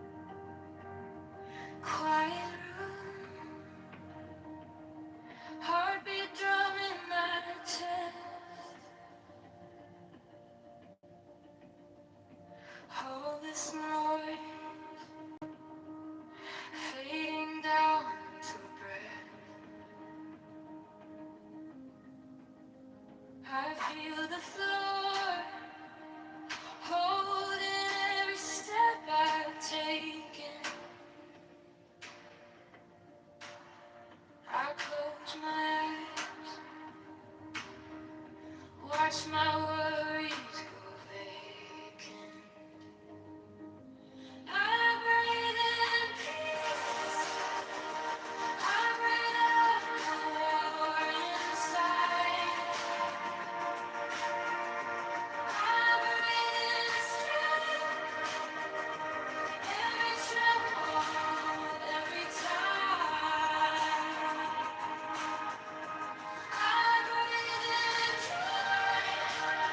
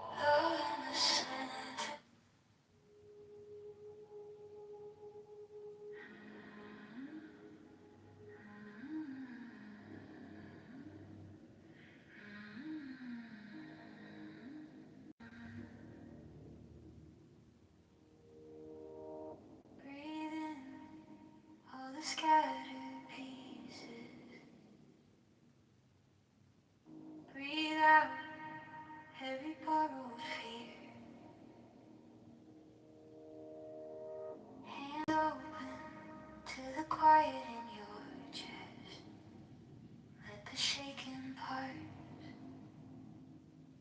settle here. Peace in my body, strength in my bones, joy in the spaces I once called unknown. Love in the center, soft but so strong. I am.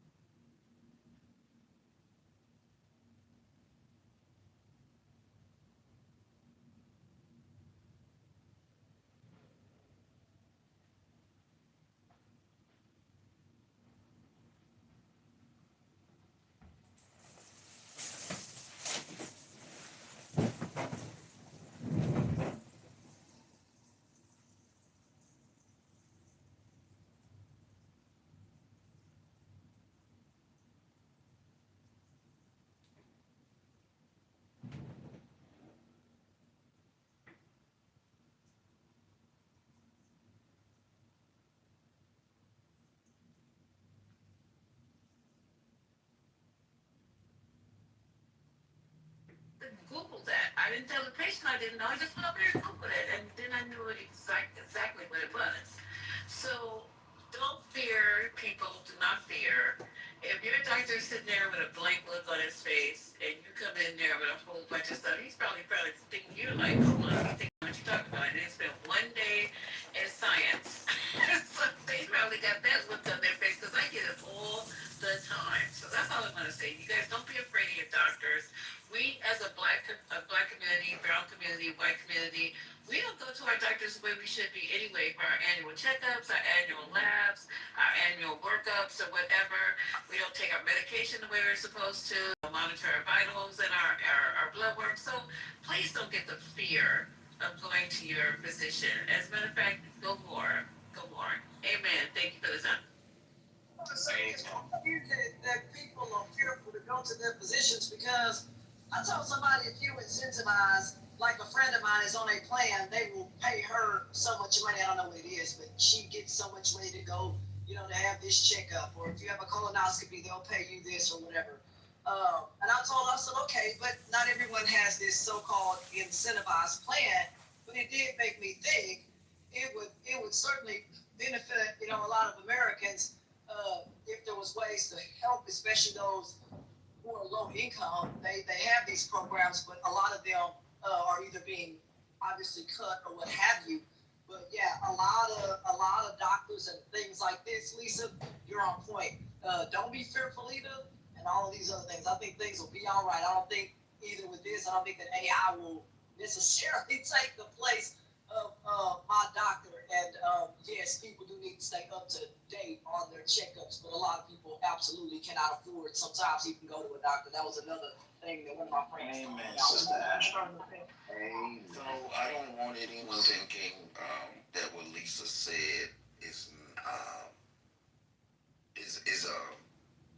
a reassurance for you all, because we know how rapidly advancing these things are being advanced. Even if it messes up tomorrow, they're gonna fix it the next day. This shit is astronomical. So I do agree with Lisa, but I do want to push back and let y'all know if they fuck these robots I told y'all that's running faster than everybody, they were literally slow as fuck 3 months ago. Some of them didn't even exist. So the one thing is, it's gonna keep happening, and we need to be figuring out ways to do. Because that doctor said he was scared, not me. The patients weren't. He said. I don't know why the doctor is scared, because we already have robots. Posted for us, because we already have robots already. We've had robots for 20 years in the operating room. I can't speak for a doctor. That's one thing I cannot speak for. But I can speak for people who work in the operating room and for myself that puts patients to sleep. There is not going to be a robot that's going to be able to put a patient to sleep under anesthesia. It's just, they're not going to be able to make one. And if you are looking forward to that happening, I suggest you guys just all go out and get educated. I'm fear-mongering. I'm not looking forward to none of this shit. I'm telling y'all to wake the fuck up and get ready for this. Okay. Oh yeah, it's here. It's actually here. This shit is here. And them 20 years ago robots you talking about in that medical room is not what we seen today. No, listen, that's not what I'm saying. You're so busy trying to prove me wrong. Somebody please put your mic. I'm saying that they had. We're reassuring these people, and y'all need to be scared. I'm not trying to prove you wrong. I'm trying to I'm make you just right. saying that the robot that we started out with in the operating room, the Da Vinci, it was there 20 years ago, and every 3 years, I think, it's been upgraded and advanced. So we have the latest technology one right now in there, and it doesn't look like the one I first saw. I first saw my first one 13 years ago. I know that they've been around for 20 years. So that's the only thing I'm saying. Okay. Well, Lisa, can Cyrus go real quick? Because he's been coming. Cyrus, go ahead. Well, no, I wasn't done. BT, pass it to Cyrus. I don't see a Cyrus. I see a Sirius. Oh, yeah, there's an eye in front of there. Good looking out. But, just let me finish it, please, sir. Have fun. Please take notes, guys. Lisa asked me to do this. I'm doing it. But I am finna go in the gym, and I'll still be here, but I won't be able to do this. So just let me land, please. So Disney is reportedly laying off 1,000 employees due to AI. And the CEO of Disney says that the most of the visual effects in the new Avengers movie, Doomsday, will be AI powered. And that audiences need to accept it. So of course the nerd world is up in arms because they're like, you're just gonna tell us we just have to accept this. We don't want this. It's too fake. All this and that. Disney they're doubling down, and they said they don't care. I found that interesting because I'm not with that. I like real movies. I don't even like the green screen how they don't go on site and fly to locations and do movies no more. That's one thing. This one's really good, y'all, but it's scary. So a family in Shandong province, which is in China, used artificial intelligence to protect their elderly mother from the shock of losing her only son in a car accident. Instead of telling her the truth, they created a digital version of him using old photos, videos, and voice recordings. The AI was built by developer Zhang Zhiwei and is able to speak and interact like a real person. Now the mother regularly talks to this AI version of her son through video calls like Zoom, FaceTime, and etc., believing her son is still alive. Now that is cool, but it's scary as hell. And you tell that woman her son is dead. So that is Hold on, Ashton. Let him land. Go ahead. Now that is bad. But take your notes, guys, because I'm not done, and these are good. But I don't want y'all to talk about each one. I just want to get about the way because I got to go in the gym. Even as tantalizing as they are, so please write down things. All right, so this is a good one. Well, I don't know what this is either. I don't know if this shit is good or bad, y'all. You know, I'm up in arms. So this one says, an AI school with no teachers is set to open in Chicago this year, where students will learn core subjects like science, math, and reading from AI-powered robots. We all know how bad this can get, but anyway, I'll read the last one, which is pretty good as well. And if you're ready for it, well, there's two more, I'm sorry, because I gotta read this. An AI-generated song, which I don't know if y'all know, is a lot of people who are making AI songs on this app now in real time, and they were trying to do laws against this, but they haven't worked. So an AI-generated song called Celebrate Me reached the #1 spot on the US and global iTunes charts last week, marking the first time this has ever happened, that a virtual artist has topped the rankings. Now, any of us can download the app Suno and create a virtual song, an AI song.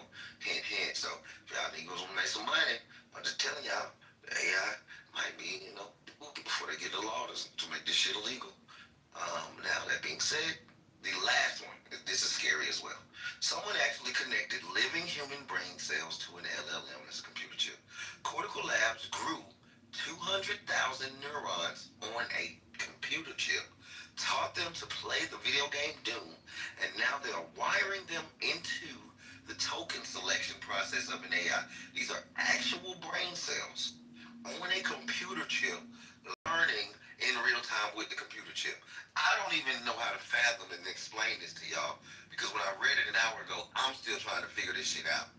But this shit is crazy. And for the last one, a former OpenAI executive has said that they are building portals to contact aliens by using AI. And he claims these systems are already in existence in the US and China. And I don't know if y'all know about all them murderings that have been happening with the people who were trying to do whistleblowing on aliens. But it's a lot of them. It's like 11 that have died, and they're all qualified people, if that helps y'all. And I will land there. Thank you. That was great news. Give this man a clap and a serious go ahead, brother, man. That was great. Thank you, PT. Appreciate it. I'm in the gym here, so I'll keep it quick and sweet. First of all, how you doing, Lisa, Michael, PT, and everybody in the mall? Yeah, can you? So I just wanted to talk about quickly about one. I don't know if you guys talked about the labor secretary got fired. That's a third woman in a row in Trump administration got fired. There's huge scandals behind her. I guess I did not know about. Maybe I don't know if you guys talked about it in the past or not, but this has just happened today, I believe. The second part is what BT was talking about earlier, and Lisa basically This is with the AI thing. This is related to all knowledge workers, whether doctors, engineers, finance, lawyers, or even musicians. This is all related to a knowledge worker. And what happened right now is the public having access to this knowledge, and there's a curve basically. So you can get an access to this knowledge fairly quick, but you probably will not be able to get the diagnosis or the analysis or the experience that you have to gain the system, right? Like you still have to go to school, you still have to practice, you still have to pass your exams and everything else. So rather than be afraid of this knowledge is now spread out to the population, I'm more a freedom type of person where it's like, oh, let knowledge be accessible to everybody. Let everybody be able to make their decisions. I'm a heavy cloud user. I use it to work every day. And you know what? Make my life a little bit easier. I don't have to remember formulas or I don't have to remember anything else. But then this is the analysis where it comes in, the details and the experience. This is where you make a mark, and this is how. So when I hear people say, "Oh, they're laying off," software developers. Yeah, you can write the code, total code right away, but you need people to do the debugging, the testing, right? Because the code is not going to come perfect. So you still need these people, and this is what the software companies are doing. So these are the two things I just wanted to chime on earlier, and just wanted to contribute to you. I appreciate it. Thank you, sir. Thank you. Welcome to the 420. Today is the 420, so it's kind of like ironic that you find yourself in 420 on the date on April 20th, our year, Lord 2026. So shout out to Nisa, aka Lisa, aka Pizza, for having this room. Lisa, Misa, Pizza. I have the clip of homeboy named Cat Patel, the FBI director, explaining himself. That was kind of top news. Can we finish with our breaking news before we go into clips? Somebody said something about the lady being fired. That is one of the breaking news. And then the other breaking news is that, I'm driving, but I need to go to this one area of my phone real quick. Because during the day I try to... Unless AI is in that car, you need to stop. It's a Tesla. It drives itself. I'm actually about to buy one because I be tired, like Helen Clinton said.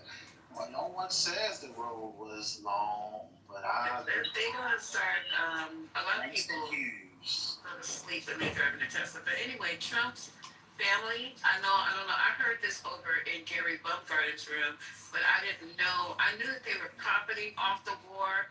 And a lot of Trump's friends are profiting off of this war. And I asked a question on, I believe it was Saturday in PC, yeah, it had to be Saturday, about Trump playing with the stock market. Like, so, somebody got my mic. That's Jay. Jay, you off mic. Mute up. You don't know. I got you. Go ahead, Lisa. Okay, so you notice how it's Friday. The gas prices are going sky high. There is a gas station, and somebody verified it. It was Joe Murray, that by LAX in Southern California, that gas is selling for $10 and change a gallon, which is unimaginable.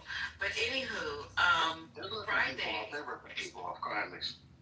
Friday, he announced that the Strait of Hormuz was open and it was flowing freely, and everybody was, everything was good. Cruise ships, we listened to your buddy over there, Tucker Carlson, talk about how cruise ships had gone through, that had been anchored off for a month, and everything was just wonderful, that Iran surrendered. So, of course, what happened? The stock market started rallying, gas prices went down, and no later than, and so people made a lot of money that day on the stock market. It wasn't you, it wasn't me, it wasn't even our about billionaires and billionaires on Clubhouse. So Sunday, what happened? 2 miles. And hold on just a second. Is on the right. I don't want you guys to know my whereabouts. So anywho, so what happened? It closed up again. I'm gonna find out from I was in Gary Baumgartner's room. I'm repeating. Trump, the sons, Eric and Mo and Harry, made a lot of money because they invested in what? Drones. Drones, and more drones. Okay? This is a joke here. I think we're being played in so many ways with this war with the Trump family. And I thought Trump was an idiot. He's proven me wrong on a couple of situations. So that's one. Anybody want to add to that conversation? While I look at my I don't see a problem with that. I'll let Michael go because Michael always has better things to say than I do. No, that's not true. Our opposing views. I was just going to say what they report. There was $760 million. I'm not an economist, but they said they shorted oil by $760 million 20 minutes basically before he made his announcement. They've talked about that. The 10 of the best market days, probably now 11 after this, have been under this presidency of Donald Trump. And they're saying that 20 minutes before he makes his announcement, people are putting a lot of money in or taking money out of the market. So essentially, it is what it is. And like to the point that you're saying about his sons. So the good thing about this, if we get a majority again, then all this stuff is documented. Literally, everybody in the world sees this. Everybody, Iranians, everybody can see around the world what's going on with the market. So they'll try to hold them accountable. But yeah, but they're definitely making money off it. And the thing about the drones, Lisa, Eric and Don Jr., they did that before the war started. What's the other problem? Is when they actually were working on the drone contract. Exactly, Lisa. They started investing in the drones in 2024, from my understanding, because I started hearing these stories, and so my curious self went and just took a look, and I was like, okay, when did they really start and investing in this company? I think the company starts with a P or something like that. I'm trying to find the name of it because I had it. I have to look at when I stopped because I got it from, like I said, I'm giving them credit for finding out in Gary Baumgartner's room, critical thinking.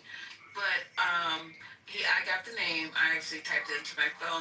I'm not trying to say that they went and that's because of the war. I'm just saying they're making a lot, bottom line, regardless of when they open the company or not, they're making a lot of money on this war, point blank and period. The company's called Power Us. That's what it is. Okay, let me, if I can get in on this. I mean, I don't see anything surprising about all of this. I mean, drones have been out since. Drones are really 1980s technology.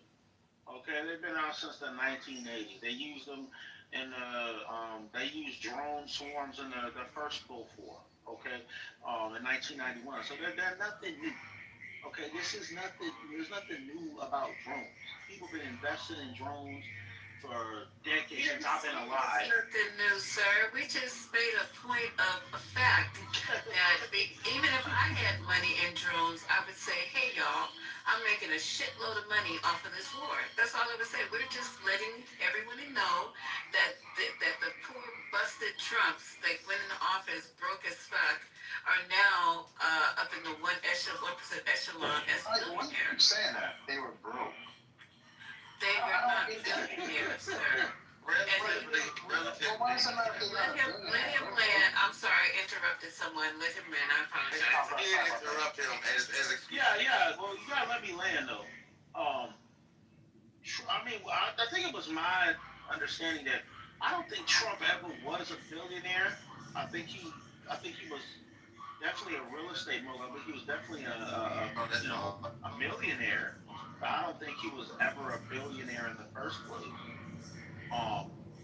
That being said, it's not. I mean, anyone can invest. I mean, I'm invested in And I'm in the stock market. There's millions of Americans that have money in the stock market. Okay, I'm potentially making money off of this. So it's not like Trump is the only one. It's not like you have to be rich to be in the stock market. You can open up a public account or what's that other company, Robinhood account for free with no money, and you can just buy. You don't even have to buy whole stocks on there. You just buy a little small percentage. You can buy $2 or $3 of a stock. You buy a little small fraction of a stock. Let me say something to Mr. Dunn. And you can make money off of this shit. You know what I Let me mean? say something to Mr. Dunn, please. My goodness. Yo, just to get in real quick. So, everybody in here understands that. So, the problem is that when you're the president, if you were the president of the United States and you got your money in the stock, and you know that, like yours, by you saying that you're going to close a strait, or that you're going to blockade a strait, or that you're going to take tariffs off, you're going to put tariffs on, if you know that that would make the market, like, drop or do different things or manipulate the market, that shit is illegal. So I'm saying, yeah, everybody is thinking, it's like this motherfucker's manipulating the market with his words. Because people, the reason why it looks like that, is because people are making moves before he makes his announcement. 20, 30 minutes before he makes his announcement, people are having crystal balls on what the president's going to do. And they're playing off that. That's what it looks like. First off, you can't talk about the Trump family without also talking about Nancy Pelosi. Okay, and all the money she made in the stock market. And the thing is at this point, they've already passed laws. Can I land? Can I land? Why are you talking over me? I wasn't talking over you. I was quiet when you was interrupting me. All right. So my thing is this: is that they okay, look, Nancy Pelosi has made a whole bunch of money off the stock market. People saying that Trump is doing it now. Okay, whatever. But it's not just him. This is a global thing. People all over the world and what it is that over the weekend, especially, the announcement about the strait kept on changing. First they said it was open, then they said it was closed. And Trump said it was open, and Iran said it was closed. And really what's really going on is it's open, and there are some ships that are going in and out of it. Okay? The Iranians have given the green light for certain ships to go in and out, but they've also attacked other ships, such as that Indian ship that they attacked, because they picked up oil in Iraq before they went into the strait. So the Iranians got mad and they attacked them because of that. It's just a back and forth thing. It's really what this is. It's not manipulation. It's a volatile part of the world right now. Okay, and that's what's going on. And you just acting like Trump is the one. He just waking up and he's the one controlling all this. It's not. There's multiple factors at play, including the Iranians. And I land right there.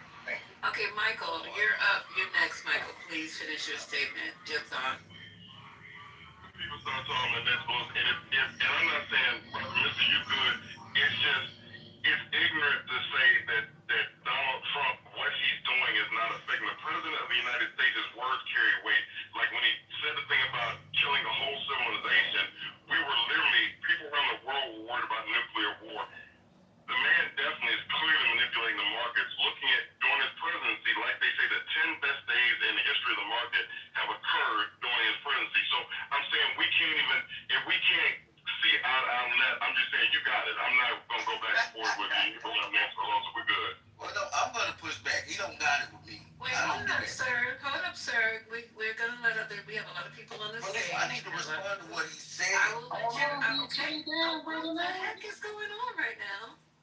So a lot of us would like to respond to what both of you guys just said. First of all, let's backtrack.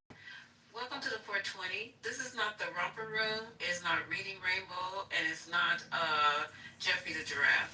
All of us in here know what's going on. We talk about the war, we talk about politics, we talk about science, we talk about math every day, and English every freaking day. So you can talk to us like we know what's going on. As far as Nancy Pelosi playing the stock market,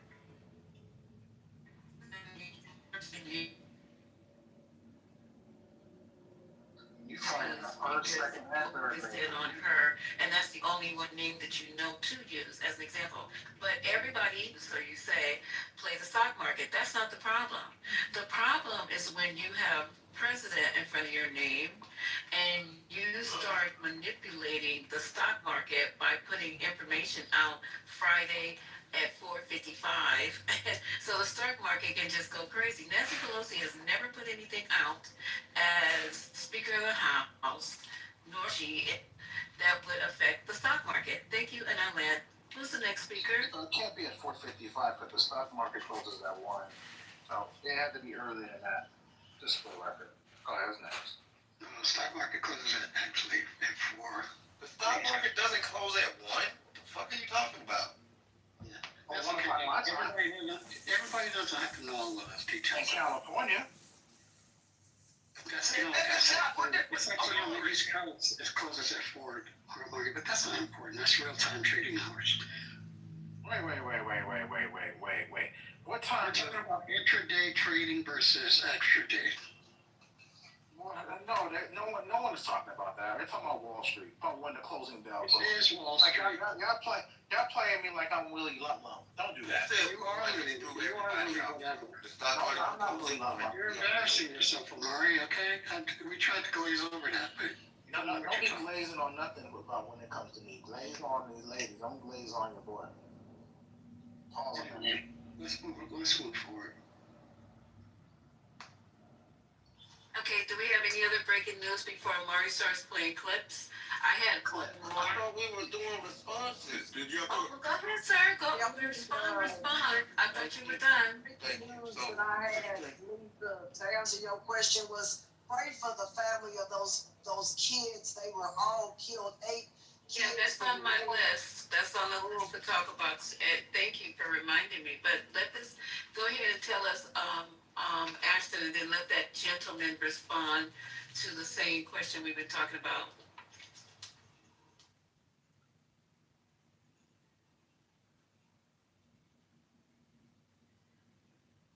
PT? Okay, so who's supposed to go? PT. Oh, I thought Ashton was. Alright, so a few things. One, Mr. That drone thing. Again, we're talking about rapid advancing technology. Not no basic 80s drone, which they did have better back then than we do. We're talking about that. Materials are better, this stuff is quicker, it can move in different ways, different directions, and lighter and carry heavier stuff, etc. That's one. Another thing, when we talk about stock market manipulation, I'm someone in this room, and you can tell everybody who I didn't lose money, but my girl lost money in the Trump market. I made money in his manipulation in real time. Trump came out with the Trump coin. And when Trump came out with the Trump coin, he literally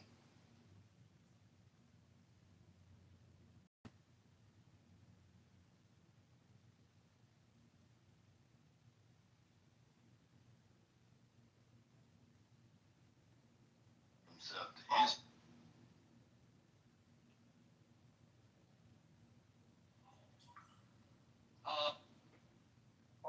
what you're saying, Grim, is you're almost like saying, well, the best way, I mean, you're not saying this, but you are saying this, the best way to move up in America is through education. Why aren't black people following that prescription? And, do you agree with that framing?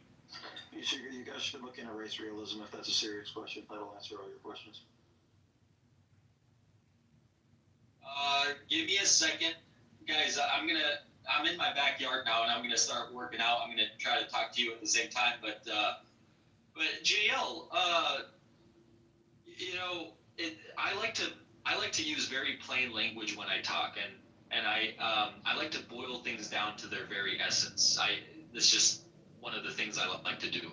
And education, basically, the more education you have, the more power you have. Because when you're more educated, you'll be more articulate. You'll have a bigger vocabulary. You'll have more sophisticated, complex, higher level problem solving ability. You'll have the discipline and endurance to be able to work through problems for a longer period before you get exhausted. All of these things, it will help you to be a leader among people. And so, I mean, if you're not equipped with these qualities, then you wouldn't have what it takes to be at the top of whatever field that you're in. So education is really important.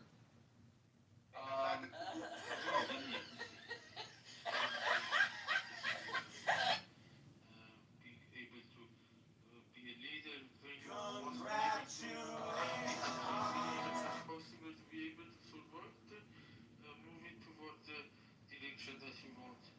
Right? For example, if you want to really a small picture. Fly me to the moon. Let me play among I disagree with anything you're saying. From what I think I'm trying to say is, it's a really good thing that your parents prescribed that thesis to you. And so, therefore, you kind of had that North Star of how the world works, how power works, how success works. You were prescribed that earlier, and then you followed that guideline. What I'm saying is, again, and me, I'm Nigerian, so I had that as well. But my black friends, they might not have had that. They were not told anything. They were just told to get a job. They weren't told, what types of jobs. They probably don't know what investment banking is, or some of these like more lucrative careers, because they just weren't prescribed that. And I think that kind of goes back to slavery and just not really understanding. Yeah. You said I'm African American. I'm actually Black American. So this is what you gathered from just being around your friends. Like this is like a perception that you created for yourself, just like being around them. It depends on the group of friends. I grew up in Louisiana, a really poor state, but I went to college, and I have black folks are not a monolith. But my friends. Listen, JL, don't talk to me about don't say black people. Don't tell me nothing. No, listen, but you're saying rhetoric to me. I'm actually black, dude. So don't tell me rhetoric that you know about black people. That's not true. Like, black people's not a monolith. Like, don't tell me about black people. I'm actually black.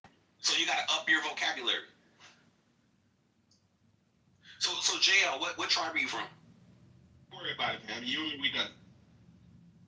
What's the matter? You upset that someone can talk to you in an intelligent way? You sound like interrogating.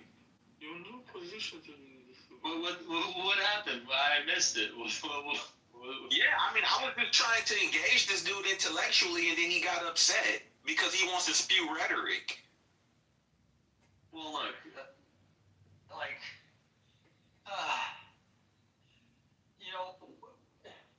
going back to that king and queen analogy, we're all kings or queens of our own castle.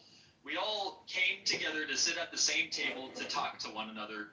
I assume that everyone who comes to sit at the table are kings and queens until proven otherwise. So, he was talking about black Americans. I'm actually black American. Yeah, I'm Black American too, and I gotta say, I don't think it was rhetoric. I just think he was voicing his opinion like such. Yeah, which is fine. Alistair's not black, he's white, he's a fucking... No, I'm black. I'm a black female, and I'm a lesbian. I've decided to change my pronoun to they, she, or her.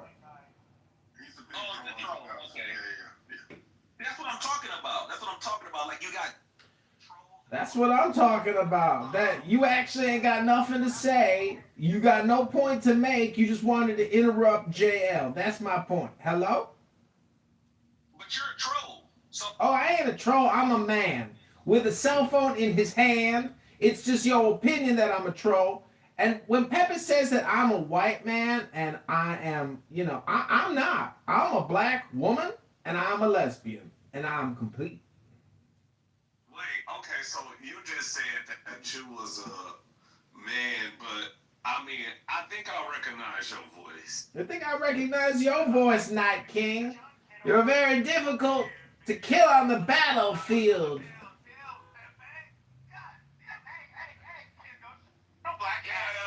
Come on, here we go. And see, Grim, this is to your point when, like, you expect to have. Just click my profile, you'll be alright. Man, Grim is working out in the backyard. We're just providing him content at this point. Everybody needs to go to the gym and work out like Grim, because otherwise he's more supreme than us. He's more powerful. He's stronger. Profile. Hold on, everybody click on Night King's profile and read his bio. It's very sweet. Okay, that's cute. Alright. Hey, just let you guys know you're come on, brother. Come on, brother. Come on, bro. I'm black, bro. What you doing? And I'm black too, and I don't appreciate your content or your submission. There's no point to this room anymore. Hello? No, there is a point. Is when all the dust settles. Hello, can I get my shit off? Or do I got a big mic? I guess I got a big mic. Nah, you ain't got a big mic. Grim was talking about something. Go ahead, Grim. Exactly. And what y'all jump in and interrupt. Night King, you got it. I'll just quickly say that after the whole talk session, it will be clear who are the better people and who are just, obnoxious and don't know how to conduct themselves in a conversation. Exactly. And so what I'm trying to say is, there's no such thing as black supremacy. There's just low IQ people that are low IQ, and so they think that they're better than you because they want political appropriation. I am complete. Thank you. Over me. You doing a female battle. That's what you're doing. Wait, are you talking over me? Or am I talking over you? I can't tell. Do you have a point to make? I don't think you do. Say something intelligent and worthwhile to listen to. Thank you very little. That's cool. That's cool. That's cool. That's fine, Alex! I'ma just wait. Biggest trolls in Clubhouse. I'ma just wait. Yeah. I'm just gonna wait too all night long until somebody on this stage actually says something intelligent that I can think about and say, you know what? That was pretty intelligent.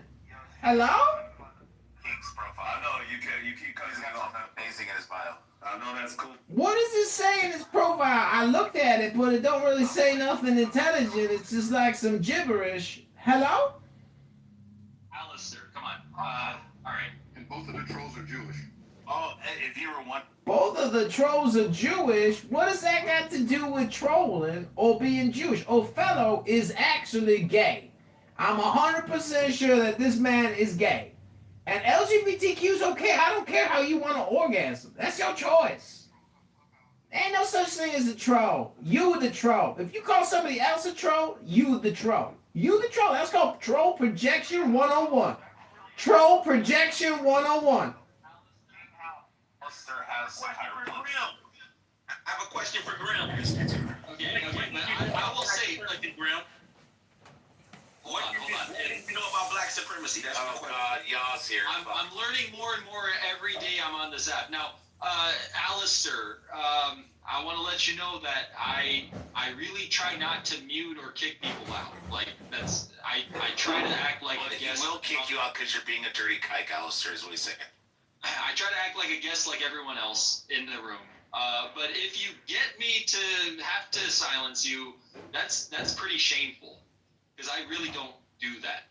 So, Night King, do you still you gotta have a normal conversation. Yeah, I just say this, and then I'm gonna land quickly because we got some dumbasses in here. Everybody's version of what a smart intellectual, all that. it looks different depending on where you at. Oh, Jesus Christ. You're trying to make excuses why you sound dumb, but you're actually smart. No, bitch. I'm probably smarter than you. OG, that's Put your Mensa card up. Put your Mensa card up. Okay, cool. 141. Cool, okay, cool. You ain't proved it yet. Well, since I am I've been accused of being a dumbass and being a troll. That's just not true. Actually, hello? Yes, hold on. I missed Night King's point. I didn't expect it to. Oh, he said some people express themselves differently and are actually intelligent, even though they say he was trying to fucking say that because he sounds dumb. Yeah. He's actually intelligent. You know what? That wasn't my point. Yeah, he was trying to slip that wasn't my point at all. He was trying to slip that in while you were passing. That wasn't my point at all. This makes me think of something. I just quickly share something. So you reminded me, or you made me think of something. I am just blown away by some freestyle rappers. Like if there's one thing that I envy them, a lot is their ability to freestyle. Funny with the money, you got me mistaken, honey. I don't want to rape you. I just want the papers. The visa, capisha, I like the papers. Who's the head honcho? Slick like Rumacho, cool like Kumacho. That's my notorious B.I.G. impersonation. What'd you think about that, Grim? Hello? Look, I have last word. This is my Okay, so look, he has delusional paranoid schizophrenia. This is my last call. Like, I set the room to where anyone is free to come up to the stage and talk, but if you have it set that way, I can't take you. Right, exactly. So I really don't want to do that. That's fine. That's cool. Grim, if you want to talk to an actual black supremacist, Yah's servant down here is a black Hebrew Israelite. He's who you want to talk to. He came through Yah came through transatlantic chattel slavery as people did, and they were brought over here on ships, and then they were enslaved, and then they were impregnated by the white man, and now they're part white, but they believe that they're actually indigenous to the Americas, and that they're the real Israelites, and Jews aren't. Hey, you had a question, right? Well, yeah, go ahead, Yah. Yeah, thanks for the introduction, weirdo. Yahashua Lawa Luingwang. Yeah, your mama. Anyway, Grim, so what didn't you know about black supremacy? What didn't you know? What didn't you know about it? You didn't know the thing. In the past week, I've been in a number of predominantly like solely black rooms where I was. No, they were ghetto hood booger rooms. I was enlightened by quite a number of the way some black people think. I wish I had a list, but I do recall some. He was in nigger rooms where they were claiming that they're superior. Why are you speaking for him? Like, shut up. I was trying to come to think what happened. Let him speak for himself. Let him ask him. Grim's too white bread to say that. No, he's not. No, he a whole Korean. I'm the one who opened this room. Yeah, he opened this room. Stupid. It's not a rooftop. It's not a rooftop Korean. They're trying to show you how much they respect you. Hey, Grim, go ahead and talk, man. Talk over these homoneurotics, man. Yeah, talk over the Edomites. Yeah, brother. Homoneurotic? Yeah, that's a old one, y'all. Why you got the co-sign of that like it's a real? What Grim is trying to say is he's not impressed with the black rooms here on Clubhouse, and especially the black supremacists. He finds them to be low IQ and just audaciously stupid.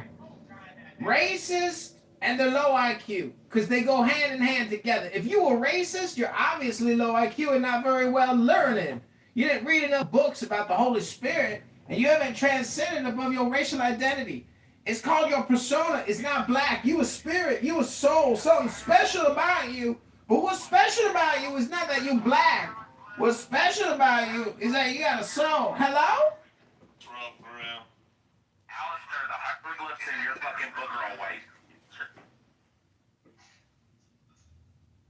Okay. Problem. Alistair, I think that you are in the perishes. Oh, Jesus, Peter's back. Peter, pumpkin eater, how much longer till Iran falls completely and we get that sweet crude oil? Delicious. it's not gonna stop. You know, Don't stop, man. You're gonna have to make an executive decision. Go ahead, Grim. Kick me if you want. You're just gonna waste your time listening to Othello, motherfucking white wizard, wasting all your night talking to a bunch of fucking dummies. Go ahead, do it. I don't care. I'll just listen to music and enjoy my night. Hello? All right. I think he's made his last hurrah. I hope. Again, no, he this hasn't. this is all cultural. Hey, Graham, what city are you from? What city you grew up in? Hold on, y'all. This is all I'm from cultural. California. So, I'm gonna ask you a question. Where are the Asian mayors? Where are the Asian attorney generals? Where are the Asian lawyers?